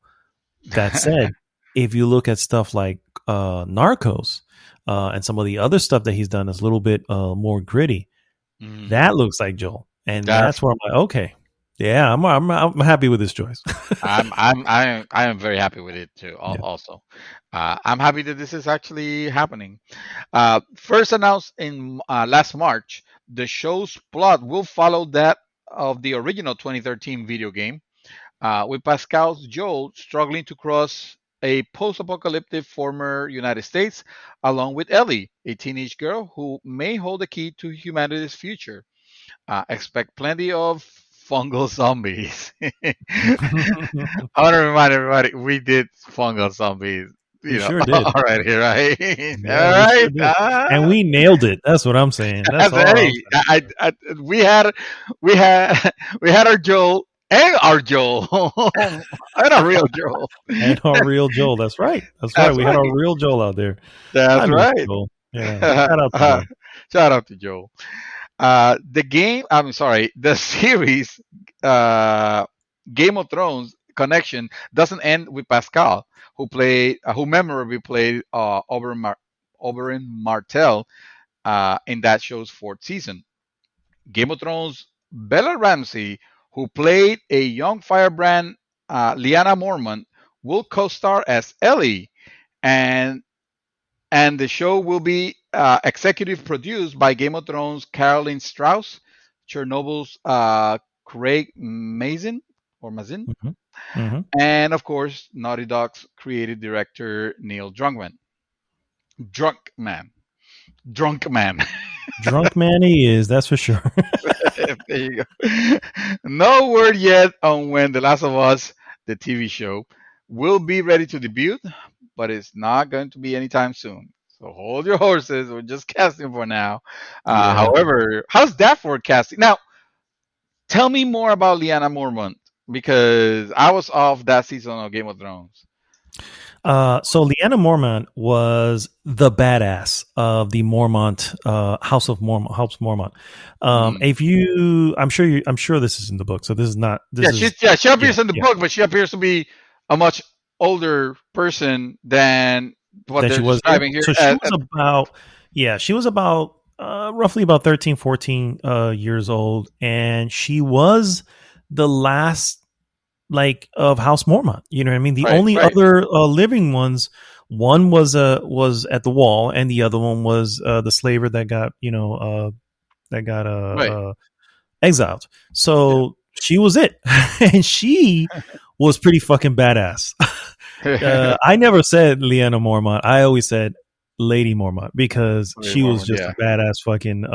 She told it as it is. She was out there fighting at the end in season 8, with the White Walkers.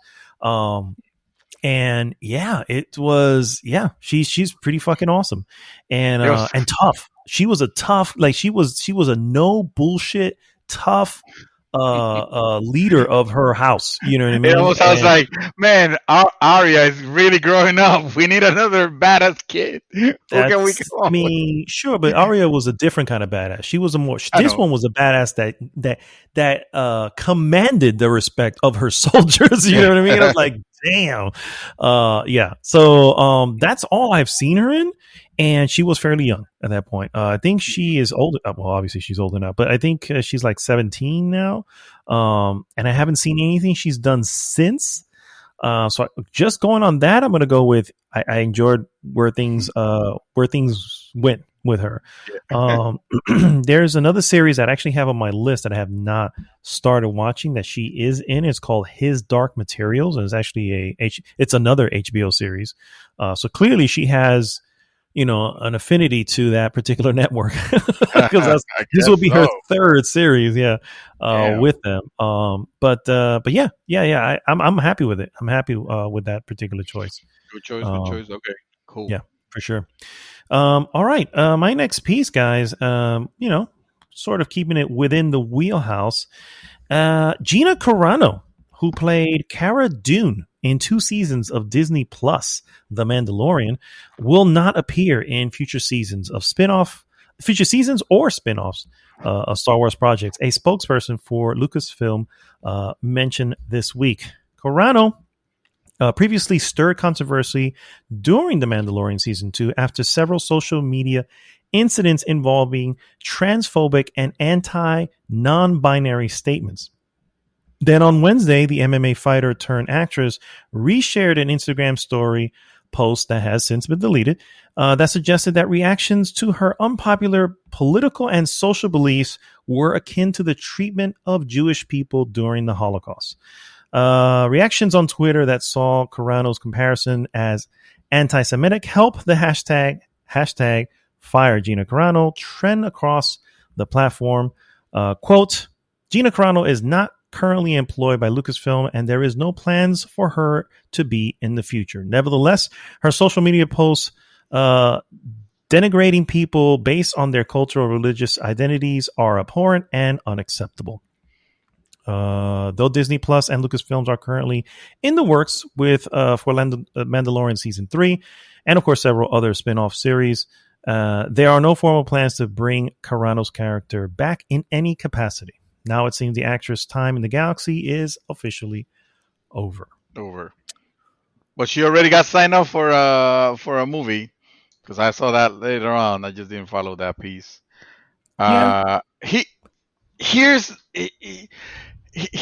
my take on it, which nobody cares to know. Because I feel like, there's definitely people on both sides. People will say, well, good riddance, we don't need that kind of people. And there were other people that were like, well, she's being targeted for being conservative. Like, what's wrong with that?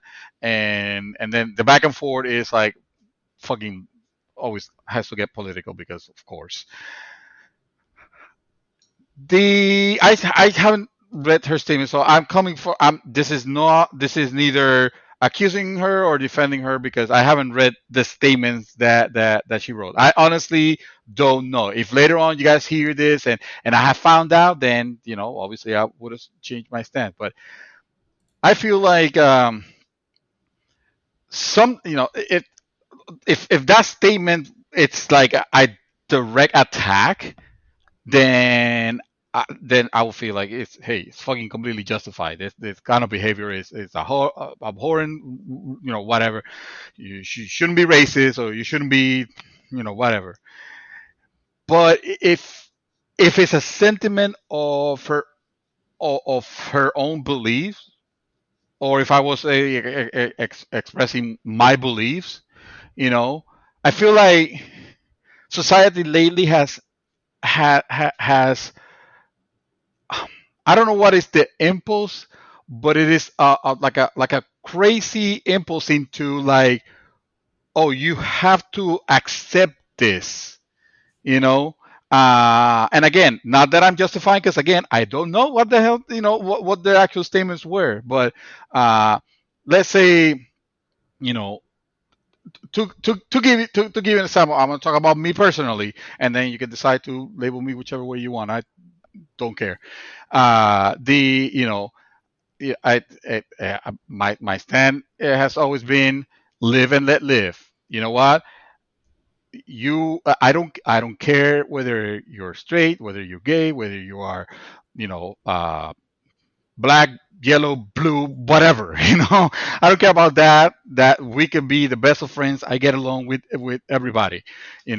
Whether you identify as a bloopity bloop, because that exists, that's fine too. If you're trans, that's fine too. Like, I have no problem with any of that. Let's say, however, that I was raised a certain way, and a certain way that I was raised has taught me to, well, actually, turns out bloppity bloop is not a gender. It is a choice. It is your God-given right to make that choice if you want to do it and live your life, and that's perfect and that's fine. But I say, well, I don't believe in that. In that's a gender. Immediately, society will see me as a fucking bigot, as the dude, like I'm shit, like this is like I am the la escoria, basically the worst of the worst. I'm a bigot, because I just I don't like I don't share into the belief that bluffity blue is a it's a gender or should be recognized as a gender or whatever. It's if your choice, and if you want to do it, more power to you. That doesn't mean we can't be friends. You know, I like the Mets, and some people like the Yankees. And guess what?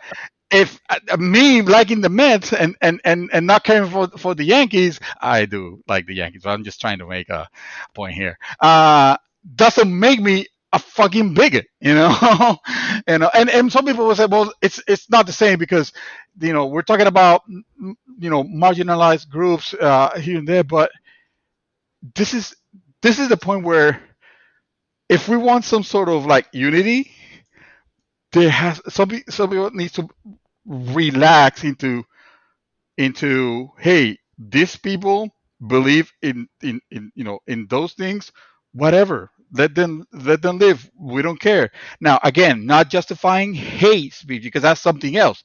If I were to say death to all the blubbity bloopers, then I'm a fucking bigot, then I'm a fucking whatever, then I deserve it.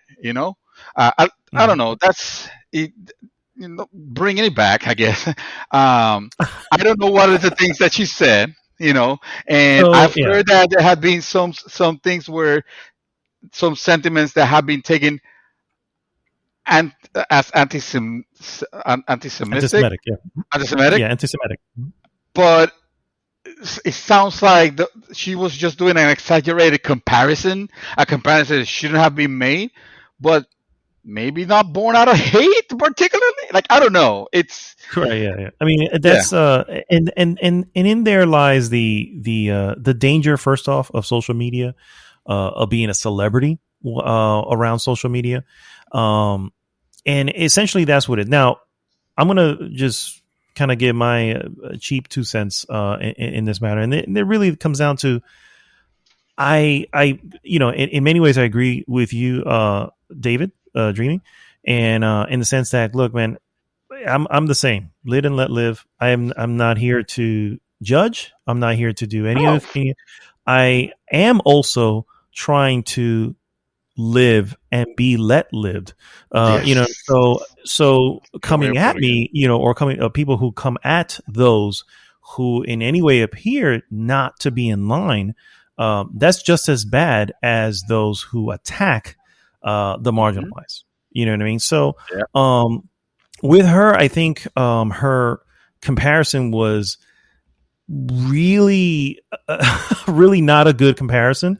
There is no, so what she was essentially doing was comparing her, and she get a lot of hate online with stuff, and that's the same thing happens right now to J.K. Rowling, because she says she's about women are women, and unless you're a woman, you're not really a woman, that type of thing.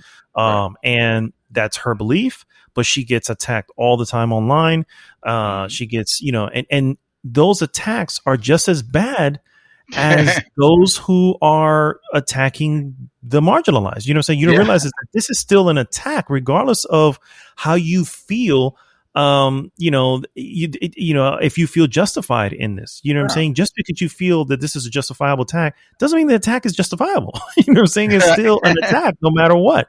So her reaction, Gina Carano's, was definitely not the best reaction. I'm not saying that she is or isn't a bigot. I don't know her clearly.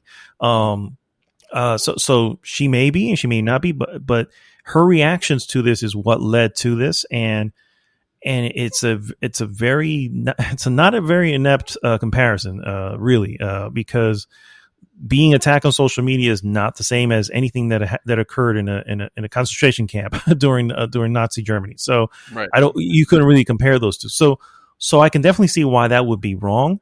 However, again, like you said, I don't think it came with the means to say anything bad about the Jewish folks who were in the concentration. She was literally just saying, "Hey, I'm being treated unfairly in this situation."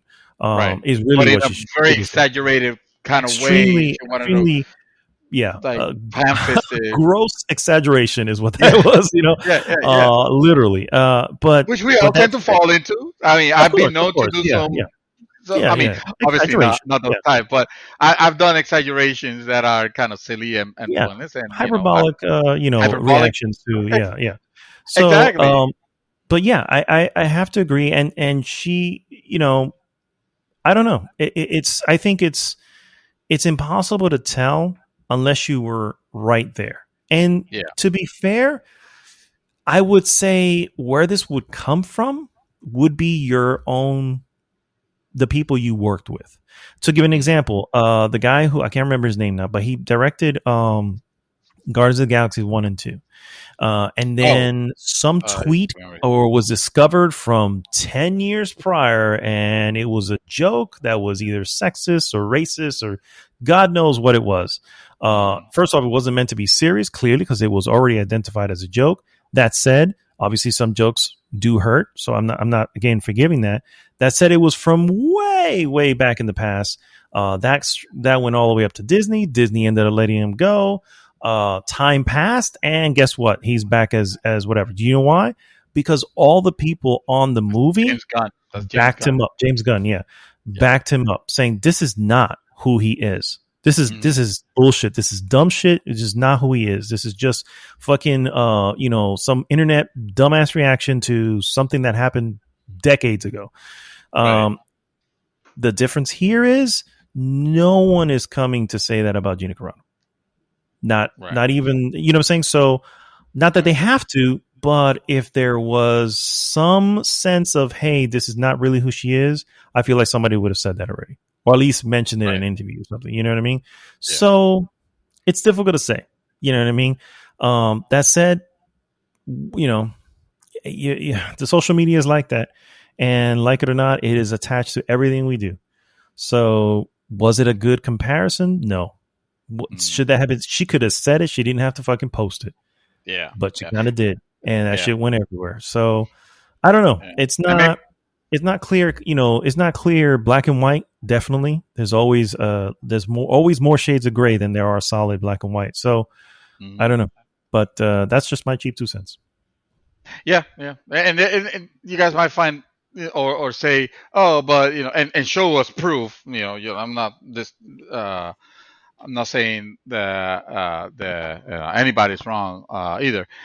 You might prove us into like, oh no, look, this our statement that she said, or she was fucking QAnon or whatever, and and that will, like, we're not. This is not trying to defend in any way whatsoever, her position, because we're not in that position either, because No. we're reading from what the media it's saying, Which is always and filtered. Yep. which is Mm-hmm. always exactly, it's always filtered. I seen the both sides of it, from the media, from what Kotaku will report to what the New York Post will say, and it's always going to come out with some sort of filter. But at the end of it, it's like extremes are bad. We've always said extremes are fucking terrible. Fucking terrible when when you get radical into, like, whether it's the xenophobia, or whether you go towards the side of I don't know, some of the new age teachings or bullshit or whatever is it that that they're trying to teach kids nowadays. Yeah. I don't know what to call it. The other ridiculous extremes of, like, oh, you can be whatever the fuck you want now. It's like, okay, yeah, it's the far from relativism, let's call it. Mm-hmm. Either way, it's bad. So yeah, I just needed to say that, because there are people in the group already, making the arguments of the pros and cons, and we wouldn't want it to become the cesspool of the internet, because that's what we have, the internet. That's what we have, the Yeah. rest of the That's what internet. can stay over there. Yeah, For that can sure. stay over there. Yes. Sit back, relax, and just accept everybody for who they are, and they're not you, so What do you care? You live your life. You live your fucking life and let anybody else live or die, whatever. Um, Agreed. uh, you're waiting for me for my next piece, and I have it. And that is, you know what? Can we get back to gaming? Axiom Verge 2. Oh yes, that perked your ears. Axiom Verge 2 launching on Switch and Epic exclusive Oh PC god. this spring. Oh boy. Epic, Epic said earlier this year. Epic said, "Oh, we're gonna double down on exclusive." I don't know if that's Mhm. exactly the wording that they use, but they say, "Oh yeah, expect more exclusive," and they're not fucking kidding. I mean, they nailed Axiom Verge 2, which is insane. Axiom Verge 2, the eagerly anticipated follow-up to developer Thomas Happ acclaimed retro-style Metroid-alike, will be making its debut on Switch and PC. In the latter case, as an Epic Game Store exclusive sometime this spring, much to the chagrin of every PC gamer out there. Uh, let's see. Axiom Verge 2, which was already 4 years in the making when it was announced last year, builds upon the original elegant blend of familiar nostalgia tweaking Metroid staples and clever twists like new characters, enemies, powers, and an entire new world. Somewhere in the Antarctica lies, quote, what appears to be an ancient alternate Earth, complete with with mountains, lakes, deserts, and the ruins of civilization, end quote, according to Hap. But you get the feeling that something else is lurking just past the fringes of reality, waiting to pull you in. I mean, he already got me with that, with that quote. It's like, holy shit, this is better than on M. Night Shyamalan Eminem movie. Axiom Verge 2 will, after a short delay last year, be coming to Switch and PC this spring. Have explained the decision to launch exclusively on the Epic Game Store in a post on his blog. There's a little bit here to say. It says, "I'll be lying if I said the only reason I decided to go exclusive on Epic was because I'm a fan of the platform and all the wonderful people who work there. Though I am, and they are," he wrote. When I first started development on the original Axiom Verge about 10 years ago, it was my side hobby. I had a well-paying job with benefits. My dog and I lived very low, a very low maintenance lifestyle. I wasn't really expecting Axiom Verge to pay the bills. To say that life is very different for me now would be an understatement. Have continued. Axiom Verge is now my job. I have a wife and a child who depends on me and the game. I love that I get to work on my hobby all day, but at the same time, I'm always aware of the responsibility I have to my family. I don't want to go into too many details about the nature of the arrangement I have with Epic, other than to say that I've been able to pull stress about. I mean, sorry, that I've been able to put my stress about the game, how the game will perform, out of my mind for a bit, and just focus on making the game I want to make. Making games can be fun, but it can also be stressful. With this deal in place, the game development will started feeling like a hobby again. Mhm. So yeah, yeah. Hap confirms that Axiom Verge 2 will be making its way to Steam eventually, although it doesn't disclose the length of Epic's exclusivity deal, and has teased a release on additional platforms too. So PlayStation 5 confirmed. No, I mean, yeah, obviously. What else is gonna be? It's not gonna be a toaster. It's not Minecraft. I've been lucky that I have great support from Sony and Microsoft over the years. He concluded. So I hope to be able to talk about my plans on those systems soon. Oh, there you go. So that's the confirm now. I guess you can take that. Yeah, man. That's I'm ready for some Axiom Verge. Me too. I'm platform agnostic, so if it's if you don't want to play it on PC because ew, Fortnite makers, then just fucking get it on Switch. I'm sure you'll have the same experience. Uh, and I mean, it's not like the type of game that you'll need a super powerful computer anyway, so it doesn't matter Yeah, what I you was gonna get. say Yeah. anything. Well, not anything, but most computers at least should be able to handle that. Oh yeah. Um, Yeah. I'm excited, man. I'm excited. Me Actually, too. I am a big fan When was of the the release original. date? Oh, hold on. What we're making? Sometime this spring. Sorry. Oh, okay. Sometime this So spring. that's soon. That's pretty soon. Okay, good Yeah. stuff. Good stuff. Yeah, really soon. Sir, how excited are you about Anthem Next? Oh, that you're talking about the next anthem, Yeah, boy. If this past anthem was this level of amazing, I can already taste what the next anthem's gonna be. It's gonna I be hear like you. Anthem Square. Pretty much. A year ago, BioWare revealed that it had assigned a small team in the Austin offices the task of, quote, substantially reinventing, end quote, Anthem. Reports at the time said that work had been ongoing for a while before the news broke. Since then, the team tackling this challenge has posted somewhat regular updates showing a redesigned UI, improved loot, and discussing more besides that. The project has seemingly made enough progress because it is now time for EA to decide whether to expand the team and move forward with the changes or cut its losses and leave Anthem to die. According to the report, EA executives will make a decision sometime this week. Now, mind you, it is Friday as we're recording this, and no news yet.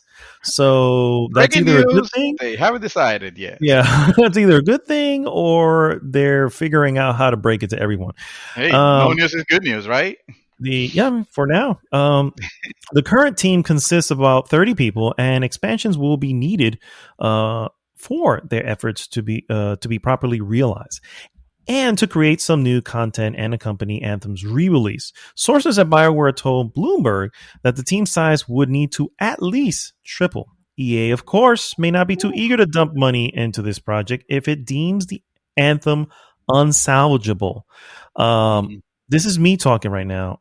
FYI, EA, we said it was unsalvageable a year ago. Just saying. Just saying.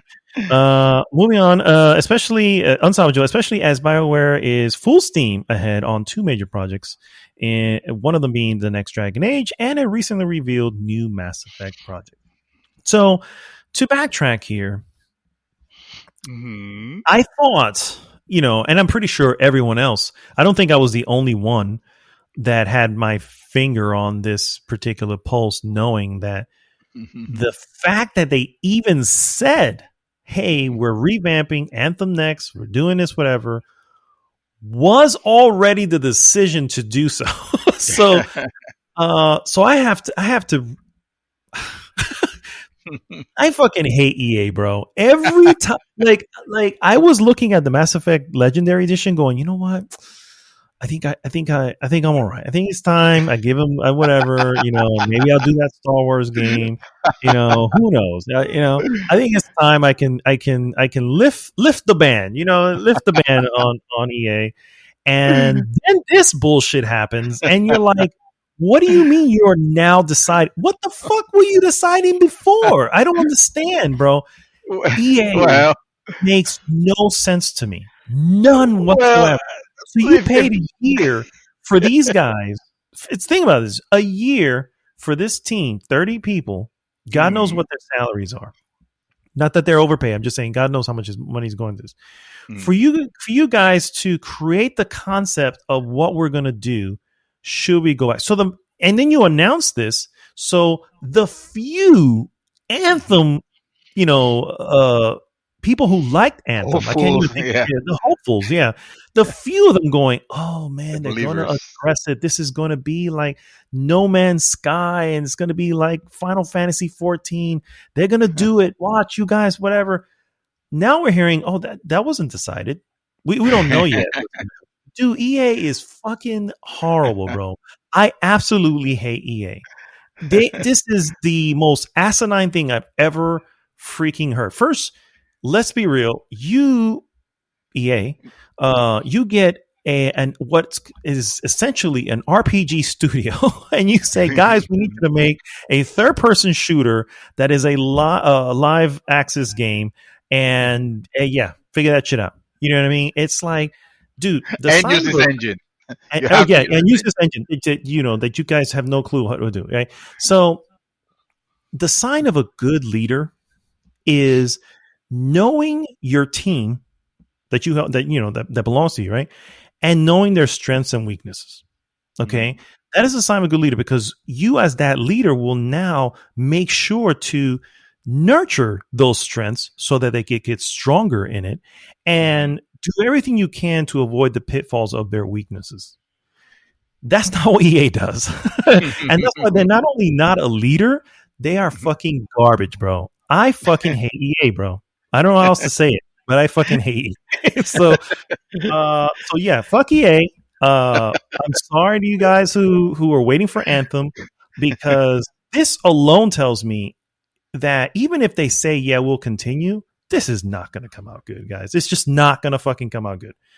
The entire project is in the hands of imbeciles. Is what I'm seeing. So Wow.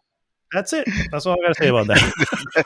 Next story, or I don't know if you have anything to add. Fucking hell.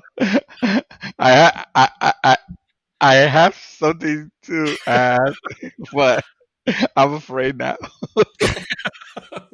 By all means, sir. Remember at the beginning of the show when I said I hadn't been playing anything else, other than Tsushima. Yeah, I remember. So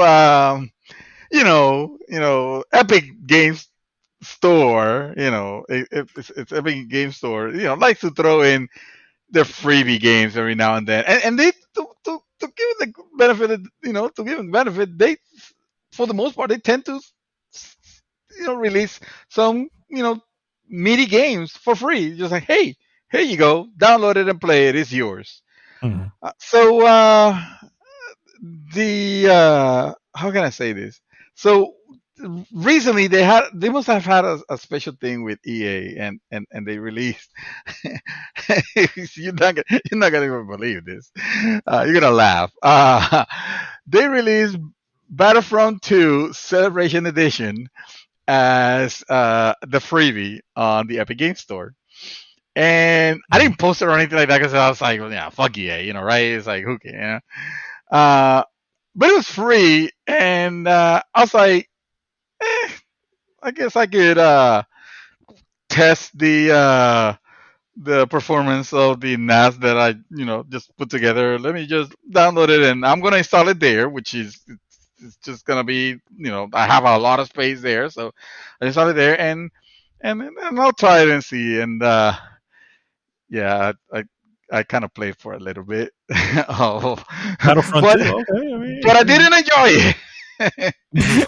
Actually, I found the graphics very pretty, and I found that the whole thing with the Star Wars, it was like, okay, I can understand why.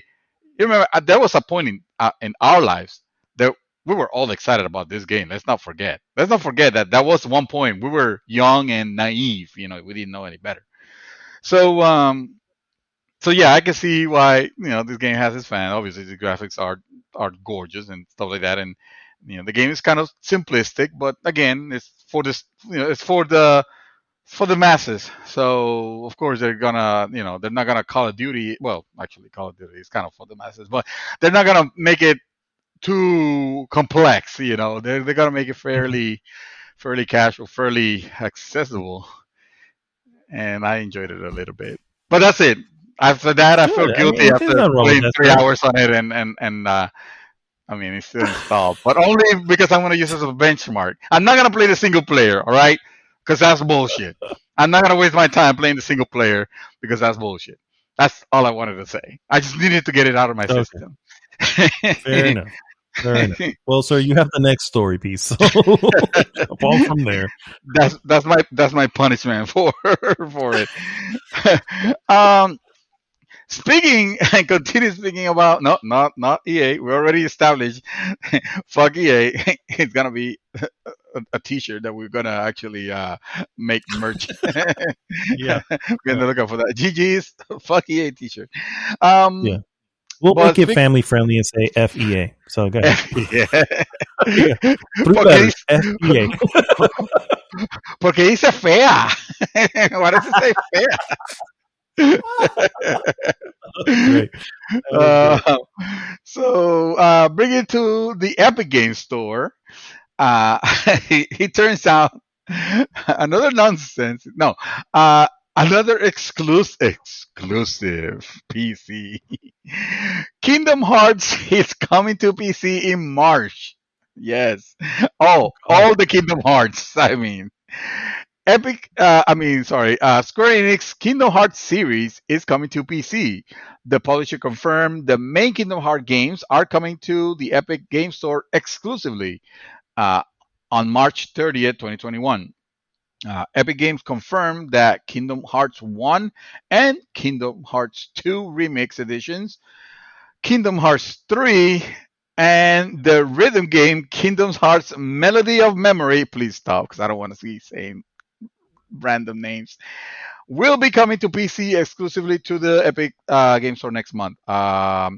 Kingdom Hearts is the long awaited. Oh, you guys know what Kingdom Hearts is. It makes Final Fantasy and Disney. The series starts. Usually, it says a young boy named Sora as he travels to different Disney-inspired world.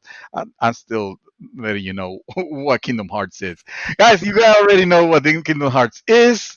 And by the way, if I haven't said it enough, thank IGN because you definitely need to fill your quota of words on an article. It's exclusive to the Epic Game Store, and it's coming on March 30th of 2021. Interesting. Man, not really. Kingdom Hearts. I mean, I almost bit in because there's the one, like, it's a compilation. It literally has all the Kingdom Hearts, all of them,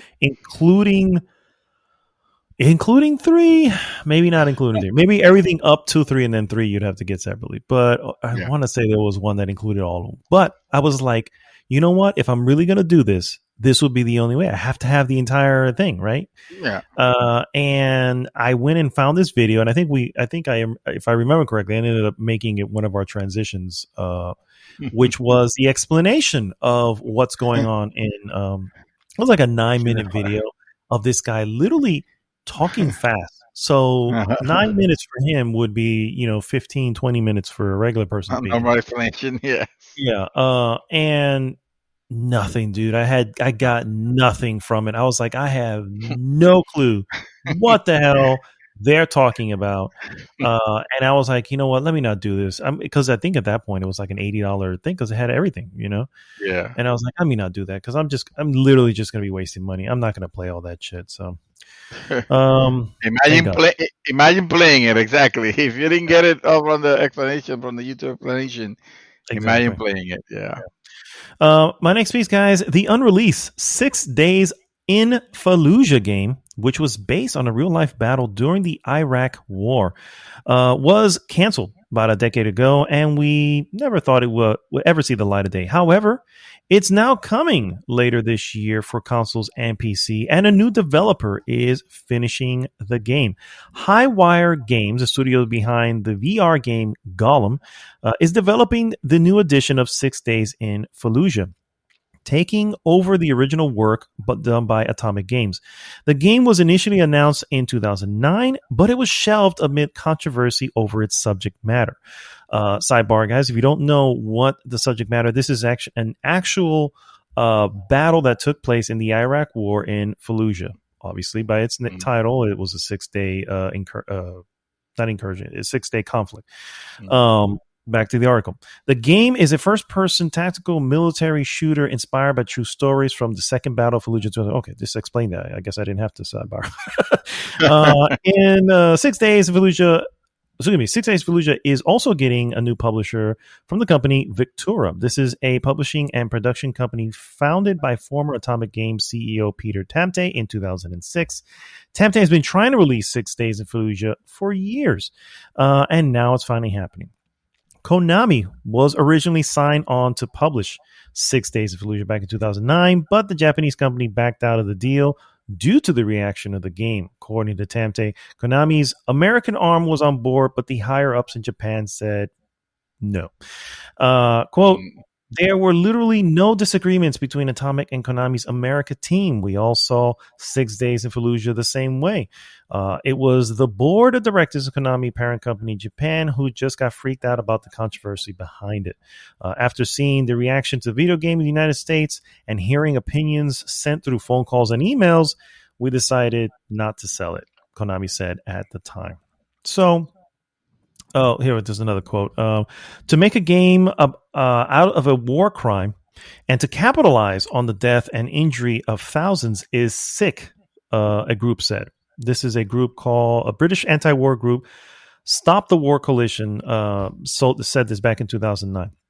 There will never be a time when it's appropriate for people to play at committing atrocities. The massacre in Fallujah should be remembered with shame and horror, not glamorized or glossed over for entertainment. I remember that statement, actually. I remember it. I remember the exact wordings of that statement when the game was originally canceled back in 2007. It is in 2009. Okay, gotcha. It's 2009. Was originally signed on to publish back in 2009. Yeah, so 2009. And the article, the quote was in 2009. So I'm fascinated by this because I too don't think that there should be. So here's why. A lot of people don't enjoy troublesome things. And that's for good reason. You should not. This is troublesome. They shouldn't be enjoyed. That said, sometimes there is a story to be told. If they were making a film about this, no one would bat an eye. You know what I mean? Right. And if they come at this with that particular mindset to say, we're not trying to glamorize, we're not trying to, make one side better than the other. We're simply trying to tell the story of it and also try to do it from the first person's perspective of what's going on. If they come at it with that angle, and I think that's what they were trying to do at the time anyway, then I think that it would be okay. I think of a game, I haven't played this game, but I think of games like Spec Ops: The Line, where granted that's a fictional thing that didn't happen. However, it was done in a way where it was meant for you to be shook by it. It was meant for you to be for the experience to be, not pleasant. You know what I mean? And because it was trying to tell a story behind what was going on, and that's what I think they're trying to do here. And if they do that, then I think that's fine. That still remains moral. They're not trying to do anything outside the order. Now, if they go the other way and make it all this whatever, hey, America, the best, and everybody else, these are a bunch of terrorists, and you do that, then no, you done fucked up. That's not cool. But so I'm interested in it. I haven't heard anything about this. Maybe I did at the time. I don't really recall, but I really think I didn't know anything about this until just now. But I find it fascinating, and I'm really interested in seeing how it comes. I don't know if I'm going to get it or anything like that if it does come out, but I'm curious to see what the ultimate product is. Yeah. I think that, I mean, I can understand the reasons for it not being released. What was it? 2009. 2009 was it, right? So I can understand why they wouldn't necessarily. Why Konami will be kind of like, well, no, let's not do it. Um, I think time has passed. A story can be told. I don't think that just placing it in the format of a video game necessarily means that it's being glorified. You know, unless the game was actually about uh, glorifying being postal. About Yeah. glorifying our hatred. That other game that was just about, oh, let's just make pure carnage. Mhm. Uh, I think you're absolutely right. What you say is there's people that just don't feel comfortable about the subject matter, and bringing a video game that will tell the story of it. I don't know how you can make a video game story about this, but I'm just gonna put it as an example. Like, I'm sure that if someone would announce a game based on the tragic of 9/11, you know, uh, I'm sure that will spark, a lot of protests. Oh yeah. No matter how far it has been, from it. But meanwhile, we're okay with having games about the Vietnam War. Like, what's the difference there? Time? Like, where do we are we drawing the line? Um, I think the only that's, difference would be, and this is just, I don't know. This may be completely off too, but I feel like maybe it is time. You know what? I'll just jump on that. I think maybe it is enough time. Those who probably experience not the war itself, but even just being alive and knowing of the conflict and how horrible it was. mhm, Unfortunately, they've gotten older and they're not within this particular industry. But I mhm. still, but go ahead. I felt like I interrupted you. I'm sorry. No. I mean, that was my point. It's like, well, at some point, like, I don't recall exactly when the events of Fallujah happened. 2004. 2004. Mm-hmm. Okay, so five, That six, would have been seven, eight, nine. 5 years out. Yeah. Five years later. All right. So and that's harsh. But at some point, like I said, if this was a movie, not even a documentary, but an actual movie, about the event, probably people wouldn't have batted an eye. Why? Because people respect, quote unquote, the movie medium, the movie industry, to deliver a story. But they Yeah. don't understand video games could also be a medium for storytelling, For because story. Yeah. Yeah. they're just thinking like that's too interactive. That's too. I mean, Doesn't that help that that it's is a you. first person shooter too. Yeah. Yeah, exactly. Doesn't help with Yeah. that. Yeah, exactly. Um, the same thing with Spec Up the Line. A lot of criticism with Spec Up the Line is like, hey, you're a soldier. At one point, you're actually firing at U.S. U.S. soldiers. Mm-hmm. There was a I remember there was a what was it, a Battlefield, a Call of Duty game that it was you were not battling. You were not battling U.S. soldiers. You were battling an opposing force. That was the way the game referred it as an opposing force. And I don't know if that's really like necessary, because we sure as hell don't have any problem portraying like every other country of the world as the bad guys. Why can't we be the bad guys? I mean, we're Oh, pretty that's fucked yeah. I up think there people. is something. If I remember or remember hearing correctly, there is something. There is something written or mentioned somewhere where you cannot, uh, in the sense of a like you can point to the soldier or a particular group as being bad, but you cannot portray Mhm. the U.S. military as bad. And that's I want to say I have to look into that. I feel like I need to That's clarify, but one of our edicts, right? That's yeah, not That's not a Yeah, world. Like, okay, good. All right. yeah, yeah. I'll So I watch feel a like that's foreign about that. film about us then, because Yeah, I'm very interested in seeing yeah. what that is and something about. But there was also like think of let me see if I find the name. So there's these two movies, and I think this was a Clint Eastwood film. Let me see if I find it here. I'm sorry, I don't mean to derail us here. No, no, It sorry. was from The last newspaper, so I don't have anything else anyway. okay. So the film, the hold on, damn it, want to say yeah. So there's two films. The Mm. first one is called fuck is its name? Flags of Our Fathers. Clint Eastwood. Flags of Our Father, and this has to do with the World War II. And there was a companion piece that was a Japanese language film, also that was directed and co-produced, called Letters from Iwo Jima, and it was literally meant as a companion piece to each other, and each Oh, showed the other side of that particular war. oh, that's Flags awesome. of Our Father and Letters from Iwo Jima.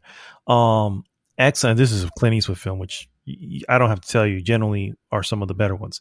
Yeah. But that's, you know what I'm saying? If you can do that with, now granted, okay, these things came out in 2007, around there somewhere. Uh-huh. So, you know, they came out, 2006, that's right, 2006. And so clearly we're decades away from that particular war. So I don't know if that's a big deal.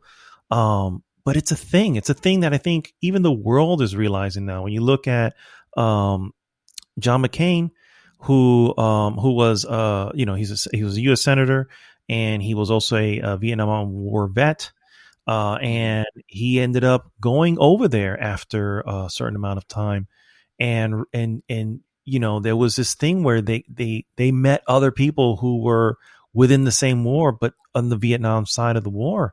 And there Mm. was, like, what's that going to be like? And I think I want to say there's a film about this too, or a documentary about this, but it was this thing where it was more, there was no hate. There wasn't anything. It was like both sides just immediately, without having to say anything, you just know I was doing this because this is what my country needed me to do. This wasn't Yeah. me, whatever. And instead of that, you see them just sitting there talking about, their families and how life continued afterwards. And it's absolutely fucking beautiful.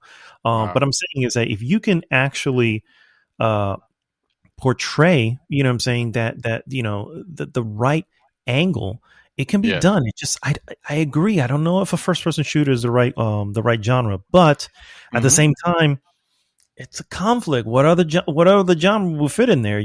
Outside of a third person shooter. No, So it's actually, there's a lot of different genres can be. I mean, but this to war put of you right mine. in the action that you're looking to do. That's the whole deal.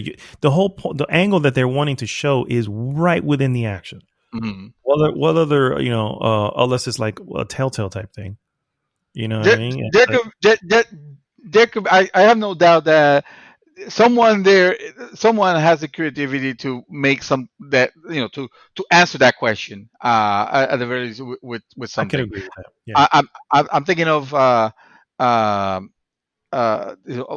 one of the most amazing war games that I have seen. I played it just a little bit because it was very fucking depressing. Actually, it was This War of Mine, and you actually played it, I believe, right? Yeah.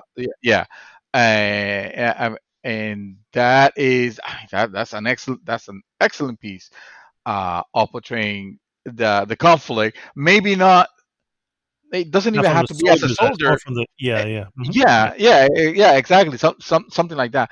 But yes, I do remember very well that was the main problem that people had, back then was, well, this shouldn't be a first-person shooter. Actually, we shouldn't have a game about this at all. But people had, they were obviously one of the reasons what they were complaining was the fact that, yeah, no, this is a first person shooters, and back in the day, well, first person shooters were pretty much about glorifying the act of Oh, shooting the and action. blah, Yep. blah, blah, Mhm. and yeah, the action obviously, and yeah, that was not loading very well, but I think it can be Yeah. done. But you're right. I think it should When I be think done. about like Valiant Hearts, that's actually Valiant World War One. Heart. Yeah, Oh that's my another God, example. yes. I forgot about that one. That actually that actually had Got a soldier. a lot of yeah, it had a few soldiers, a lot of, but it was done really well, guys. If you haven't played Yeah. that game, dear Lord, Ubi Arts, where are you? Oh, anyway, all right, so I'm going to just finish on this last silly piece here that Yeah. I feel that, well, this is not silly. Well, I'll do this one instead. Ratchet and Clank, A Rift Apart, or just Rift Apart, sorry, No, will that's silly. officially be released on PlayStation 5 on June 11th of 2021. As revealed on the PlayStation blog, this would mark the second what is PlayStation 5 exclusive. Returnal being the first one.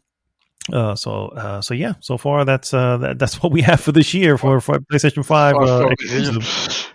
Yeah, again, thank God that he has that library of PlayStation 4 titles that you can just.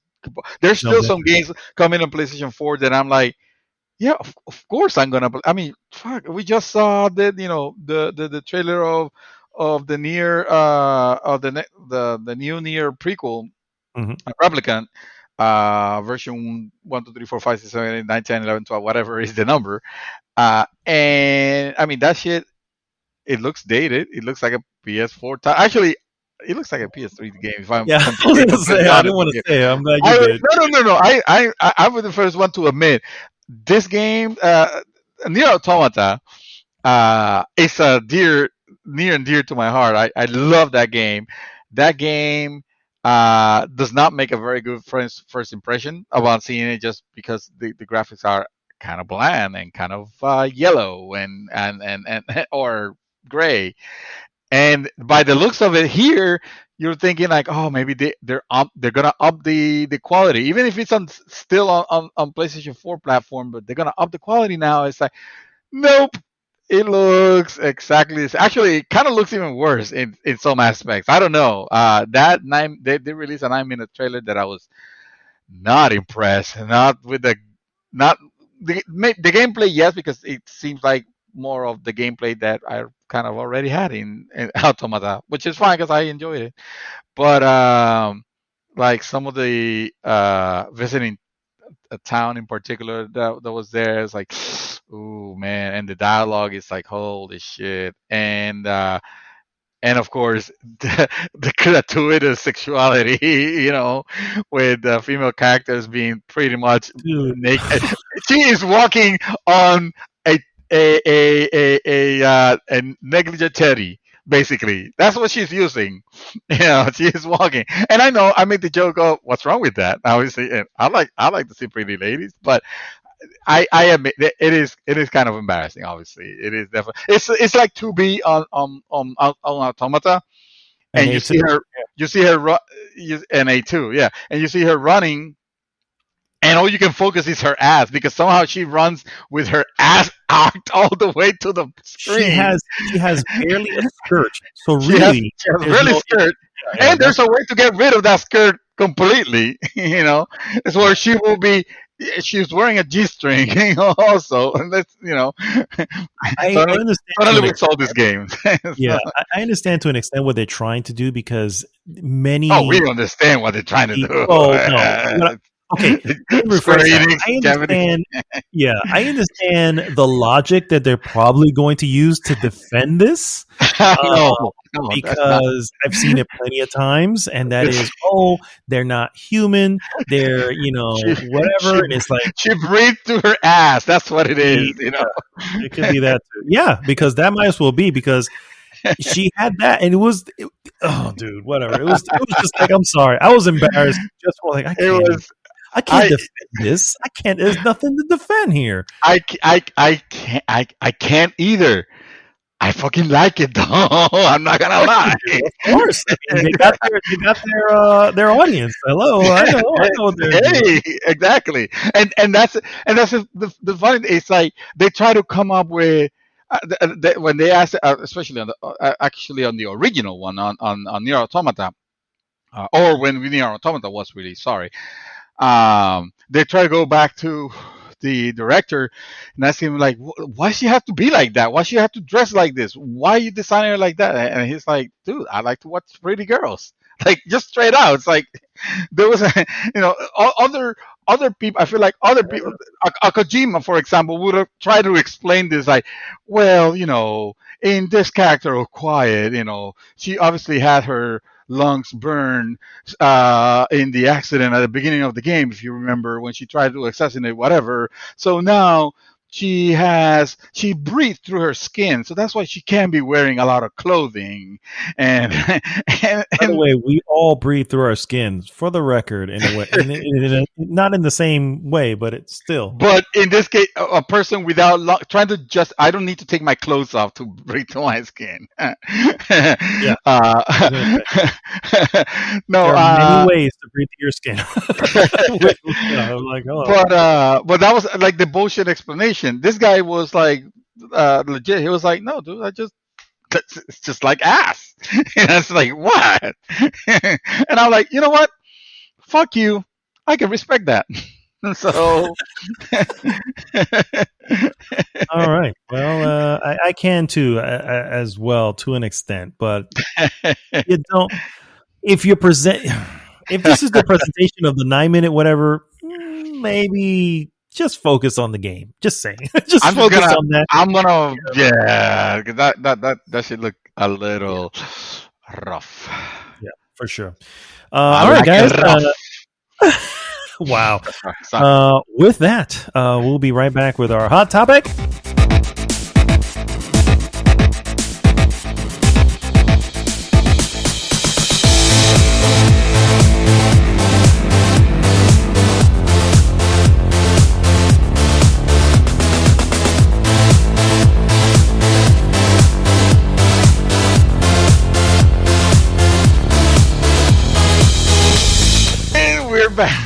Dude. You mean you're not recording any of this? Any of this fantastic back and forth that we had?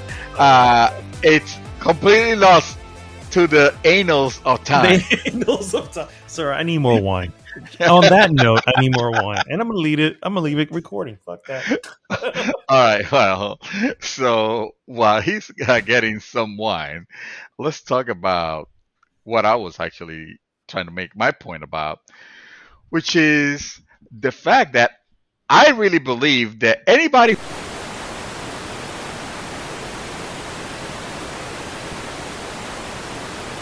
that ain't right. And when you think about it, it just makes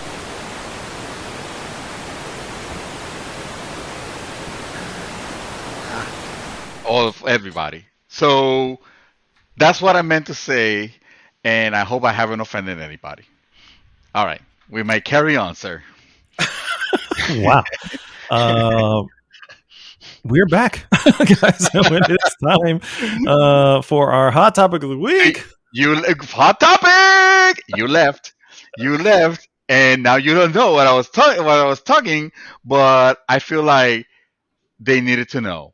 And now I am free. And you can listen to it. You feel better. You can listen to it if you want, or decide to edit it out. I'll take a listen. Guys. I'll decide. I will probably, but I don't give a shit. I don't know. I feel like today, I got this nice box of cigars for my wife for Christmas. Nicaraguan cigars, for the record.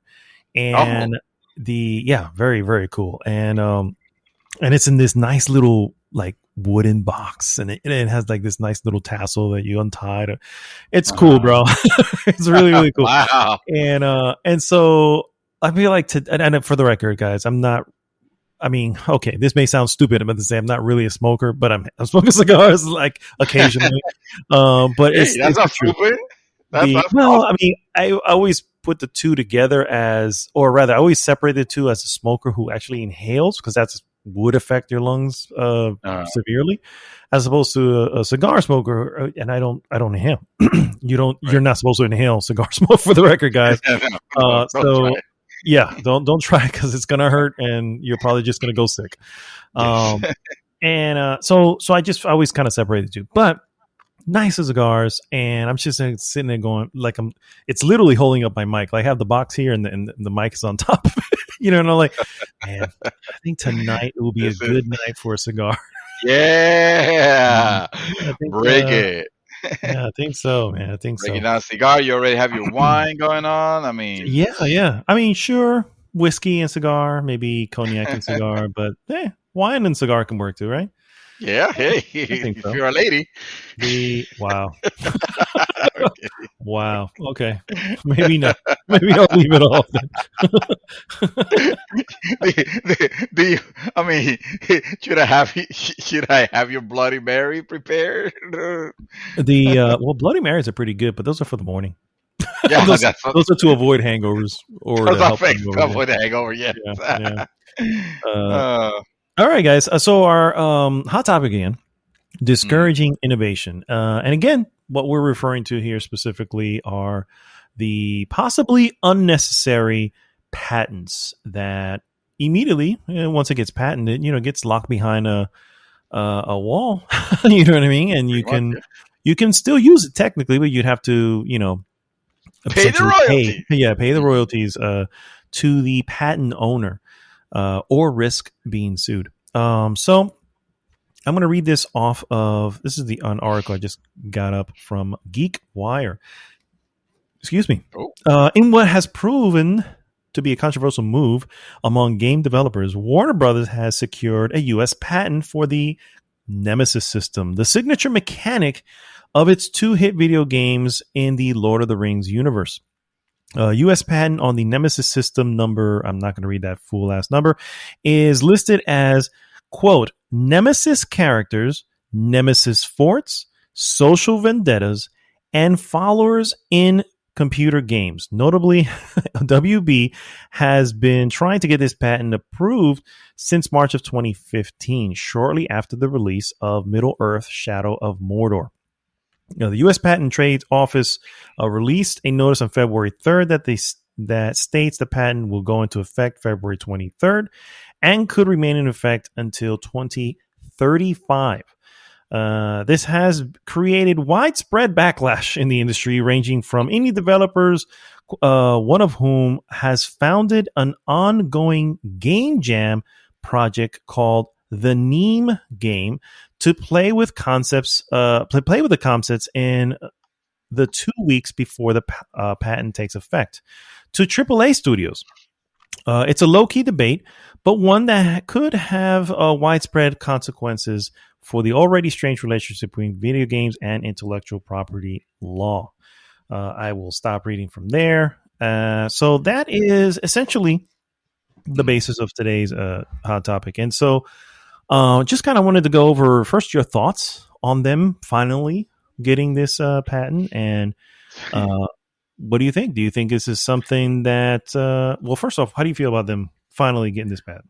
Well, I made my thoughts clear when I earlier in the show I was referring to how I do not endorse or particularly like or care much for our patent system, actually, in copywriting in general. Now, I am not saying they should be abolished because obviously I know there is a reason. The part that I dislike about it is how it can be weaponized into uh, uh, uh, halting people from it's supposed to defend creativity, and I think what it actually does is the total opposite.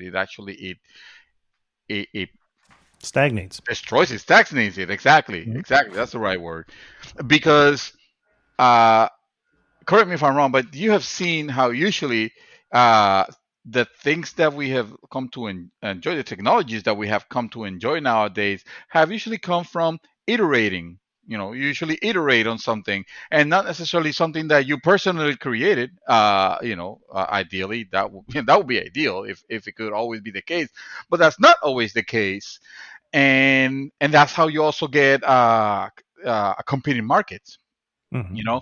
When you make something and suddenly you put this shield around it where it's like nobody else is allowed to use to use this. I'm talking about in general still. Uh, what you're essentially saying is you putting out a void on your on your creation. You can only reap the benefits of it and whatever. Uh, uh, no one else, no one else can or is allowed to iterate, on it. And that's, to me, that is the problem that I have with the system. I know that a system must exist because otherwise, without everybody will be copying, each other's ideas and stuff like that. And while I I, I personally could see that as a benefit in the sense that, oh, someone else could do it better.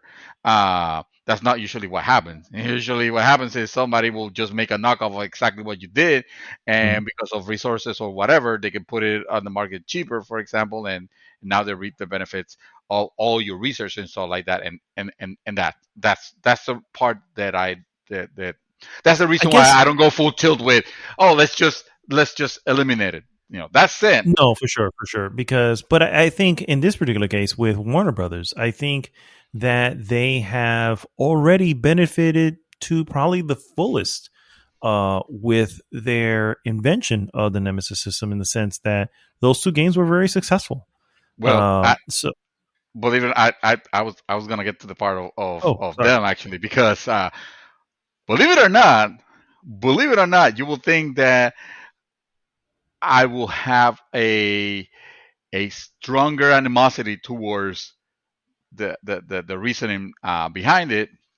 But as I came to do a little bit of research on it, and this program is never like 100%. Like we're not academics. We're not going super deep on it. We just read from the same piece of media that you guys read, and it might get biased or whatever. But with the little bit of research that I did on it, I have come to understand why they felt the need to do that, and why this might not necessarily be as much as a problem as we think it might become. It's still Okay. bad. It's still bad. Potentially. Uh, Potentially, yeah, exactly, because there are things that have been granted patents which are ridiculous. Like I don't know exactly how, like the Amazon, the one click the shopping with one click, like that doesn't deserve a fucking patent. That shouldn't be. We shouldn't have to ask permission if I'm a retailer. I shouldn't have to get permission from Amazon to do that, because you're not the act of clicking should not be patentable. That's what I'm trying to say. All right, Well, or the fact of yeah. putting of making it one click One click simple shopping. should Yeah. not be. Yeah. Mhm. Yeah, it shouldn't be patentable. Um, to That break said, patent. let's Uh, real quick sidebar. Let's look at the benefits that has given Amazon, in the sense that, dude, that's where I go to immediately. And I don't know if you used it, but I have used it many times where I see it. Oh, there it is. And one click, it's already bought and on it. And, and I put my phone in my pocket. You know what I'm saying? It's like, it's done and I'm out. You know what I mean? but why should that be solely the property of Amazon? It shouldn't. It shouldn't. And I agree, Somebody should have looked because at that and thought, well, this is too broad, it and is very it broad. shouldn't. Yeah, and it shouldn't be. That's the main problem. If you have a complete, a system of making something work that is not obvious, uh, you shouldn't be able to. I mean, you should be able to patentize as a system, as long as it's not like fucking obvious, like, oh, one click, whatever. Uh, but going back to the game, here's a reason why this is bad, and it's also not as bad. Uh, First, I'm going to start with I guess we'll call it benefit. In order to break, in order to be considered um, copying, the content of a patent, Mm-hmm. at least as is recognized in the U.S., you have to you have to be copying every single process of that patent specifically, Mm-hmm. right? Oh, yes, it's So very specific. That's true. Mm-hmm. yeah. If in order to be able to actually be considered infringing on that patent, it has to be copied, exactly.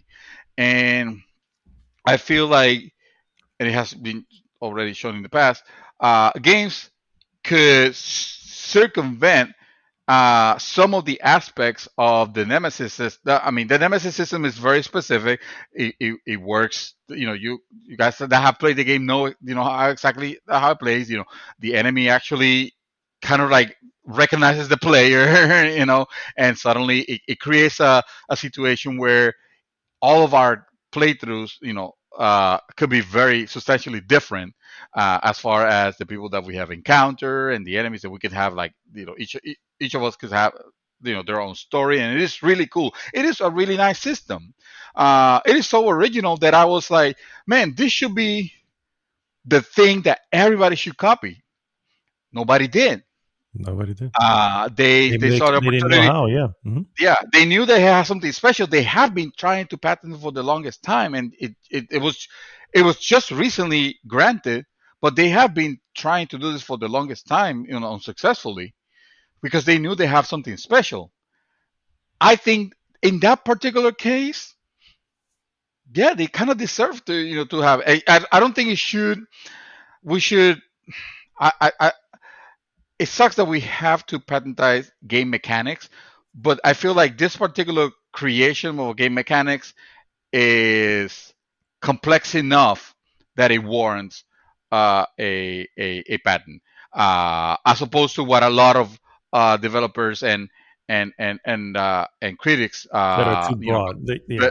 believe that this is too broad. If I was saying, well, uh, I'm patentizing pressing the X button to fire, that will be really stupid. If I get granted a patent for firing with the X button for some reason, like, what the hell? That is really dumb. But making a complex system, it's almost like salvaging that source code, right?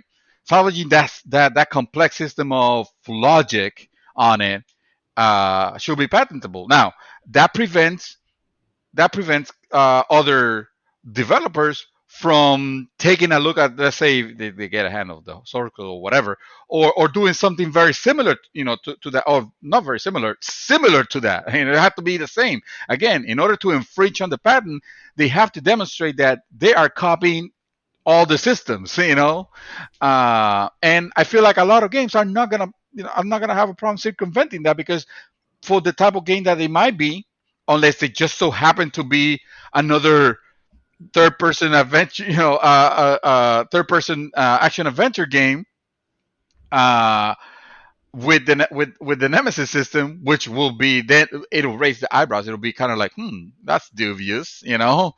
Uh, I feel like, if they're creating something else, it's probably not. You won't have to worry about the same elements that Shadow of Mordor, or Shadow of War had.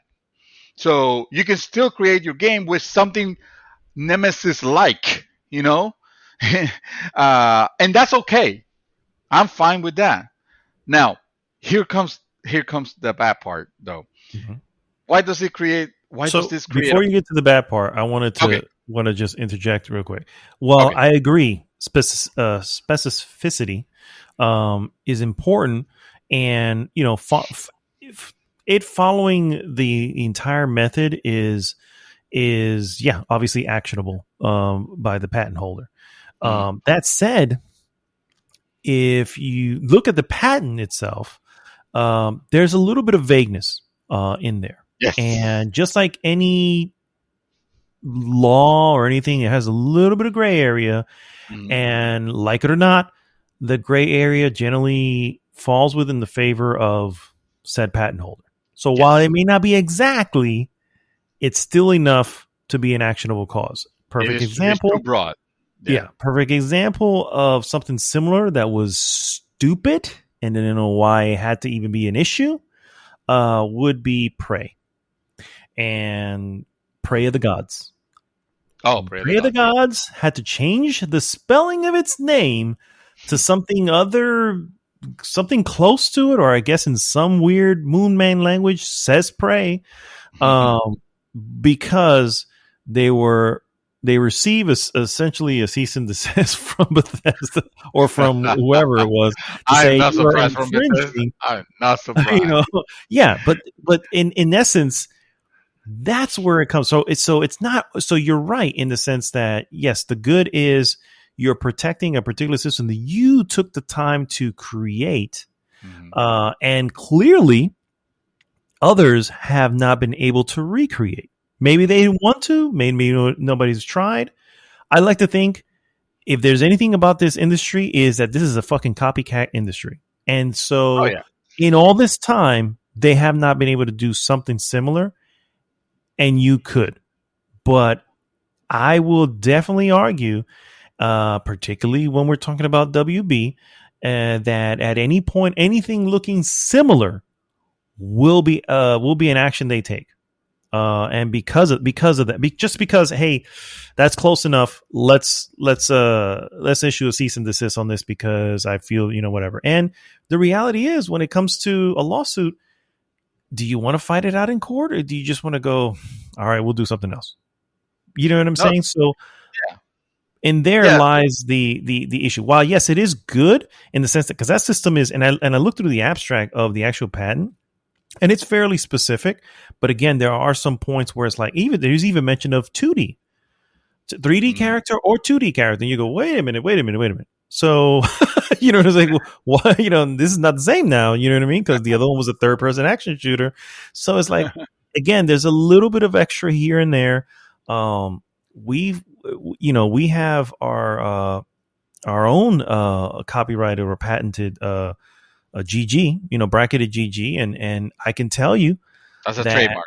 As a trademark, thank you. It's a trademark, and I can tell you that it comes back several times because they need you to be a little bit more specific on something, or mentioning, you know what I mean? So, so I can see what you're saying, but I just feel that's okay. Go on what you're going to say. You had something else going on.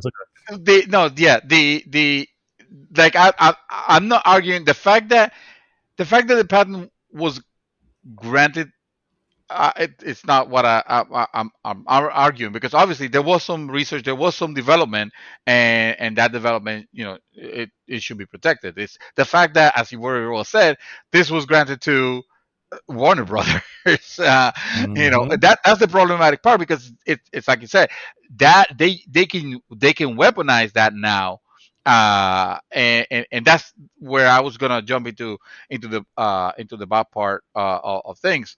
Again, it should be patent. It should have been patent, because it is. I mean, it is a fucking genius idea. Nobody has done it. I can say that I have played games, and I, for the life of me, I can't even. I wish I could remember one that I could tell you, but I do remember talking about games that I've played that I say, hey, it's almost like. It almost reminds me of the Nemesis system, because it has, like, it alluded to it in a way, a way that an enemy will remember you, for example, or something like that. Maybe not necessarily because they were following the exact formula that WB had, or Monolith had with the Nemesis system, but it was close enough, and that's how people are gonna call it, Nemesis, like, They're not gonna. They're not gonna call it that. It has to. Yeah, they're not gonna call it that at all. I can assure you. I mean, I would bet on that. People call roguelites. Yeah, but Rogue isn't patented, is it? It was a game. Yeah, but Rogue was the game. There was no patent for it. So you can call it a roguelite. It was trademark. It was just like we say Metroid. Yes, Rogue. The Rogue name was trademarked. Yes. Right. Yes, that was trademarked. But the rogue concept wasn't. And if it was, we probably wouldn't have any roguelikes right now. No, exactly. And if it was also, they couldn't even say roguelike because you're suggesting that you're literally sort of copying at least an element from it. So well, people say I like don't think they're going to say Metroidvania. People say, but those are also the name of it's also the name of the thing. You know what I'm saying? It's not, there's not the concept or the particular style is not what's patented. It's just the name that's trademarked. And all they're doing is describe a game that does something very similar to Monolith Nemesis system, I'm going to say Nemesis like. The developer might not say Nemesis like, and I didn't imply that. I didn't mean to imply that. Oh, okay. That's what I was going to say. I'm pretty sure they're not going to use. They're not going to coin that phrase because they're going to now with. Unless with it gets publicly like Google, like Googling. Googling became a verb suddenly. So at that point, it's like, okay, well, now I can Google on Bing. But what I'm trying to say is I'm even though with my dislikeness of patents and copyright law in the U.S., we could have a whole frigging topic of it if we educate ourselves better on it. Because it's fucking terrible. It is fucking terrible. The idea here should be patentable because it is something that should be guarded, and because there was some research and development on it, and that's what patent exists for. Like, I'm not blaming them for doing so. It sucks. Yes, 100%. It sucks, but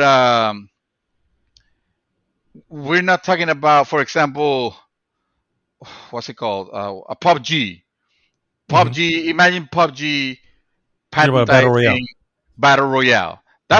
They can't do that, right? They can't. I mean, in the U.S., anything's possible. They're probably granted because but nobody's claimed that it. That should not work. That will be wrong. That will be fundamentally wrong to patent that.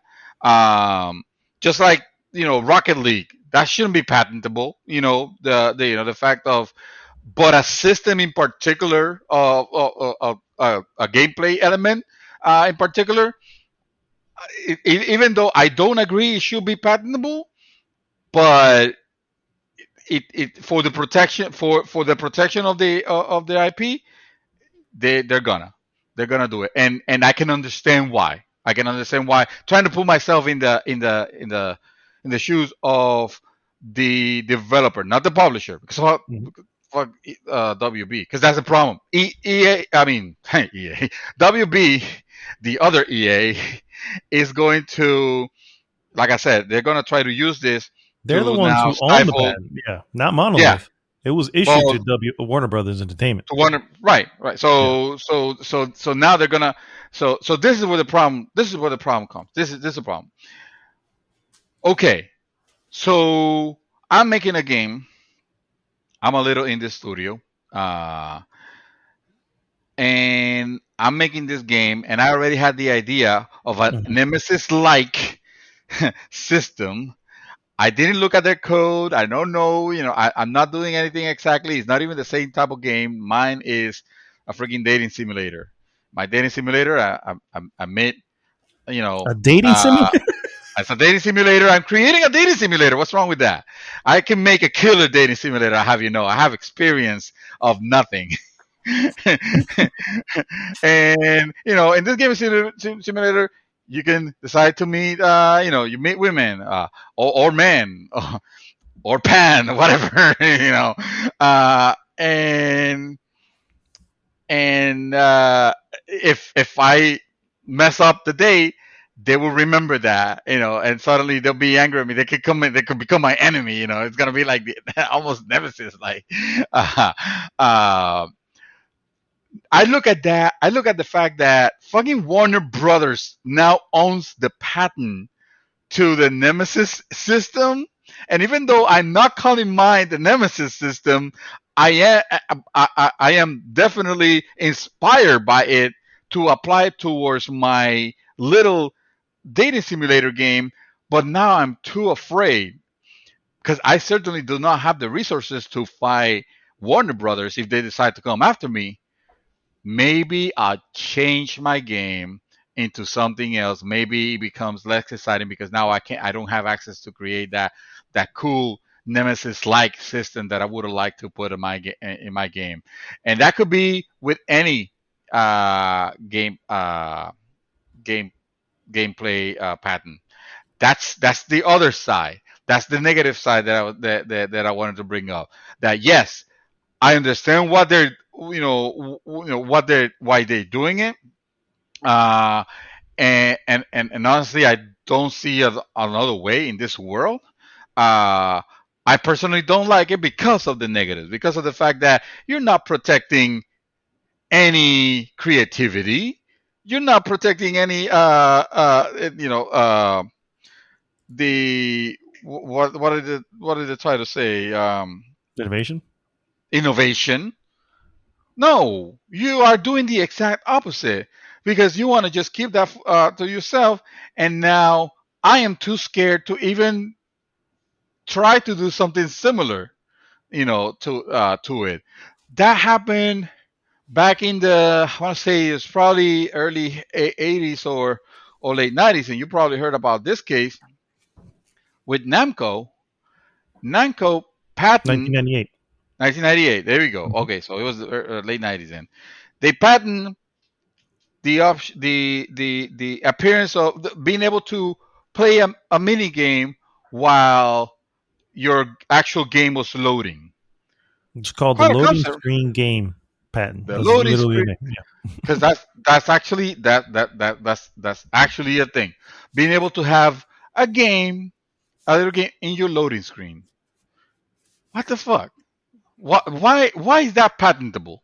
You have a loading screen. You either have the option of just sitting down on your arms crossed, waiting for the game to load, or you can have a mini game and at least be a little bit entertained while your actual game low.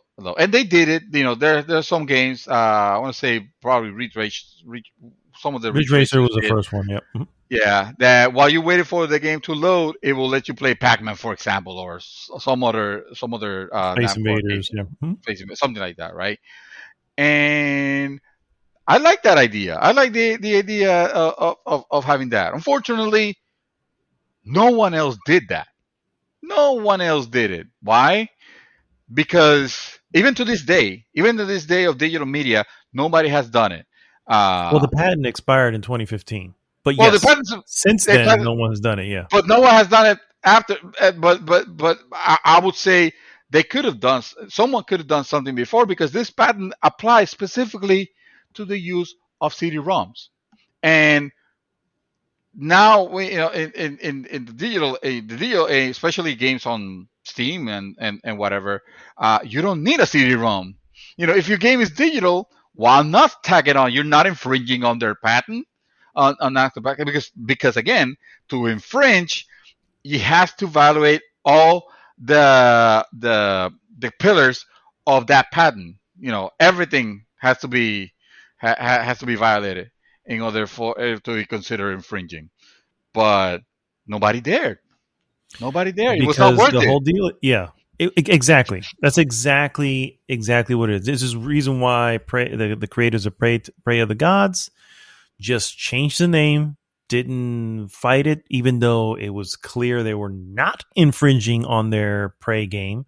Mhm. But the reality is they are a smaller developer. Who the fuck is And gonna get confused one with the other? This is like the same shit when yeah, when Bethesda sued the creator of Minecraft. He was working on a game called Scrolls, and yeah, fucking Bethesda was suing him because that could be confused with the Elder Scrolls. Like that you could tell, you can see how frivolous and shitty they are. that Yeah, they are lawsuit for is. sure the perfect example of the worst, right? Because they are the worst. Those two examples right there are perfect examples. Like, look, this game not only is this Prey of the Gods nowhere near, it's also the name is Prey of the Gods, not Prey. Not pray. It's like it's Prey of the Gods. One is the action of praying. The other one is being a prey. The opposite of being the hunted. Yes, exactly. Like, what so it's like two different things, 100% completely, and but they still acted upon it. And here's the reason why: as a patent holder, as a trademark holder, as anyone who holds any type of protection on their intellectual property, if you do not act upon something that you feel is infringing on your particular IP, then you relinquish. Like if it actually in fact is infringing on it, and you don't do anything about it, then when something else comes up later on, should you decide, oh, this is infringing on my whatever, you decide to act upon it, the fact that you let the first one go will almost immediately dismiss the case. Yeah. It was just like, nope, you let that one go. You can't act on this one. Yeah. So this is why, that's the part that I feel needs to significantly change. You know what I mean? Because it's in that case, it's like, look, it has to be obvious infringement. You know what I mean? For it to be something that actionable, but it's the thing is set up in such a way. That's why no one tried some sort of mini game.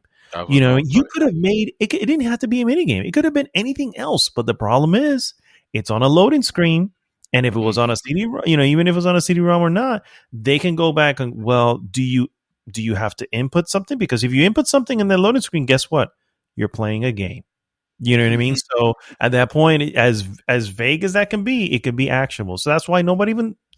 That's the point. When you put these walls up, people just back away. Like, no. Yeah. You don't want that, and where it affects particularly is on these smaller independent developers who they don't have Bethesda money. They don't have. They're like, when you issue a cease and desist, they have no choice but to cease and desist, because they're like, what are we going to do? Yeah, exactly. We can't do anything. That is where the problem lies. It's the action of the patent holder, and the problem is that the law is designed in a certain way that you almost can't blame the patent holder, because they're like, well, if we don't, remember, guys, we kind of relinquish our right to do so in the future, and so they have to act on each and every one. You know what I mean? It's just, or at least they feel they need to. Yes, you have some who do so on purpose because they, you know what I mean, because they're looking for whatever, but other ones are like, look, if we don't, in the future, if someone decides to make a Prey game, this is a horrible example, because that's clearly not infringement. That was, it's not the same thing. Yeah. But let's say, for instance, somebody does make a Nemesis-like system, and WB takes no action on it. The next one that does, and that other one may be a little closer to what the original Nemesis system is, and they take action, they immediately, that person who's being issued the cease and desist, and go, yeah, but you remember that first person over here that you decided to let go? You decided to let go. So and before you know it, you've gotten okay. So you have paid for a patent that you can't even protect now. You know what I mean? Yeah. So it's just such a weird and dumb thing. And I see both sides. I see how innovation can come from both sides, right? Obviously, you can take the system and improve upon it. But by having the patent, you also force a person to go, all right, let's do that differently. You know what I mean? And make it so that it's not the same system, and but it still gets a results maybe similar. You know what I mean? And so in there lies the innovation, right? Because you're forcing innovation. So I can see both sides. This one here, I don't know if it's specific now. I kind of looked at the patent information. I was like, there's a little bit of gray here. But at the same time, it's exactly. You're gonna say it's enough. Yeah, it's enough to make it so that no one approaches the same way that no one approached making any type of loading screen anything. You know what I mean? Yeah. And that should expired, and there was no point in renewing it, because at this point, we don't really have loading screens like that anymore. And that's, that's a thing of the past anyway. But yeah, man, I don't know. I feel it's still a little dirty, a little dirty. I feel like it. Like I almost blame more our fucked up patent system Yeah. In general, because the way it probably started with granting 10, 20-year patents because of the rate of growth back in the day, right?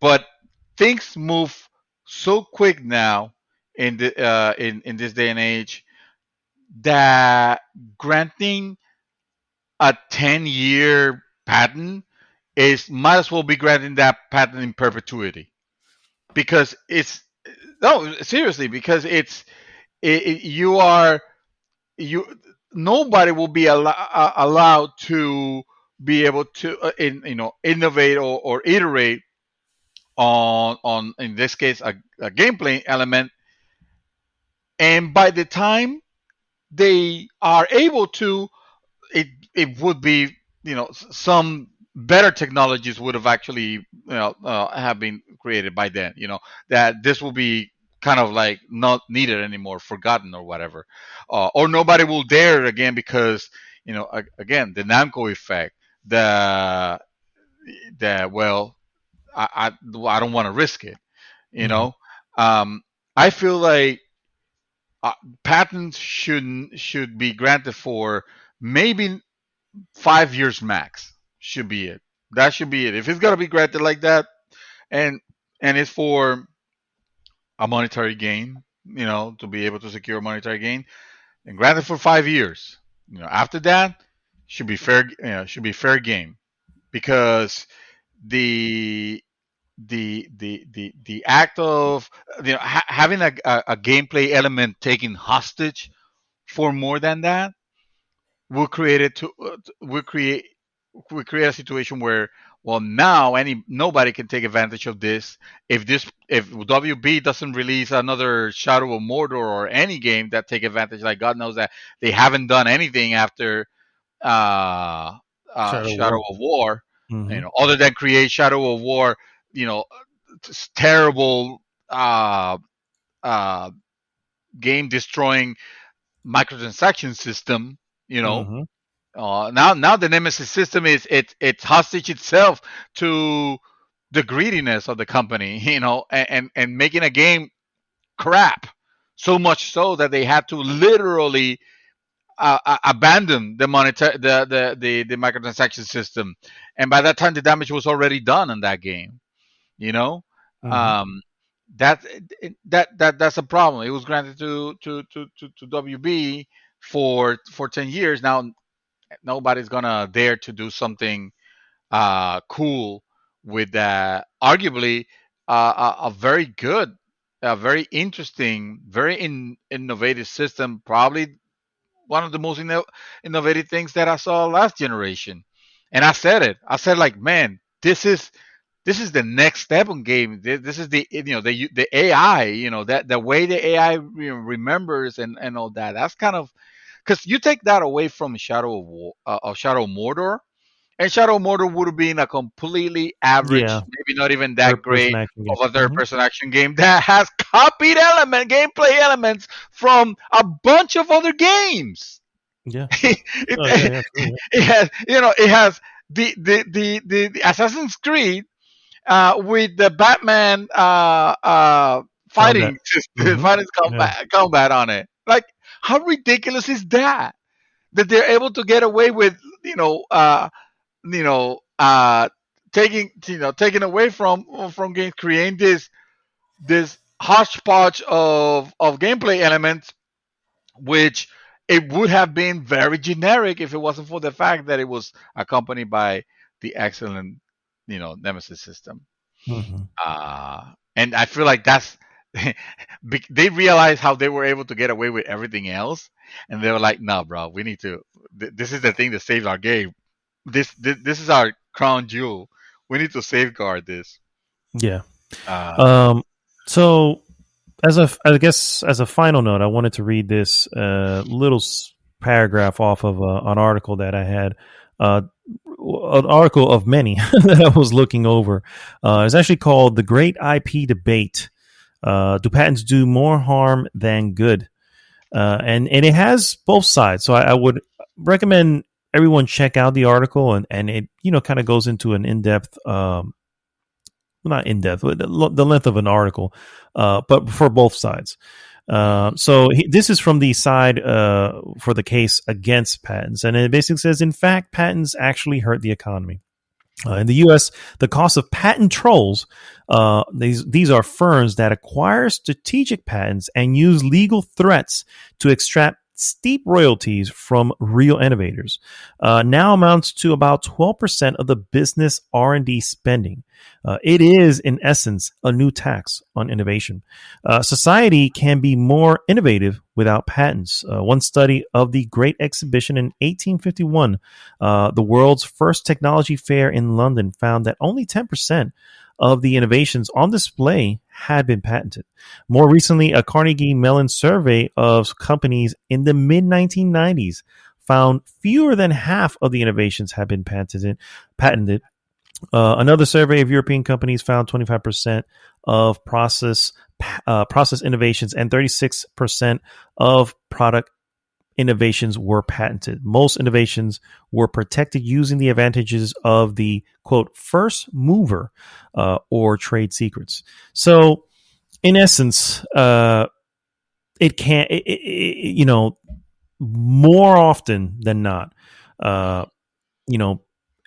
patents can be a hindrance to innovation, because sometimes you need a starting point that someone already started to get to where you were going. And if you can't use that starting point, there may not exist another starting point. You know what I mean? What you're trying to create may not be what that person was creating, but you need that person's to get where you're going. And if you think about, for instance, Steve Jobs and what's the other guys? Wozniak. They're developing the first Apple. They didn't patent anything. They were just sharing ideas, and all those shared ideas is kind of why we're here with technology now. You know what I mean? So it's something to mull over when it comes to that. They both stole the technology from Xerox. Everybody knows that. If you watch Pirates of the Caribbean, Pirates of the Caribbean, Pirates of Silicon Valley. God damn it! Not the other pirates.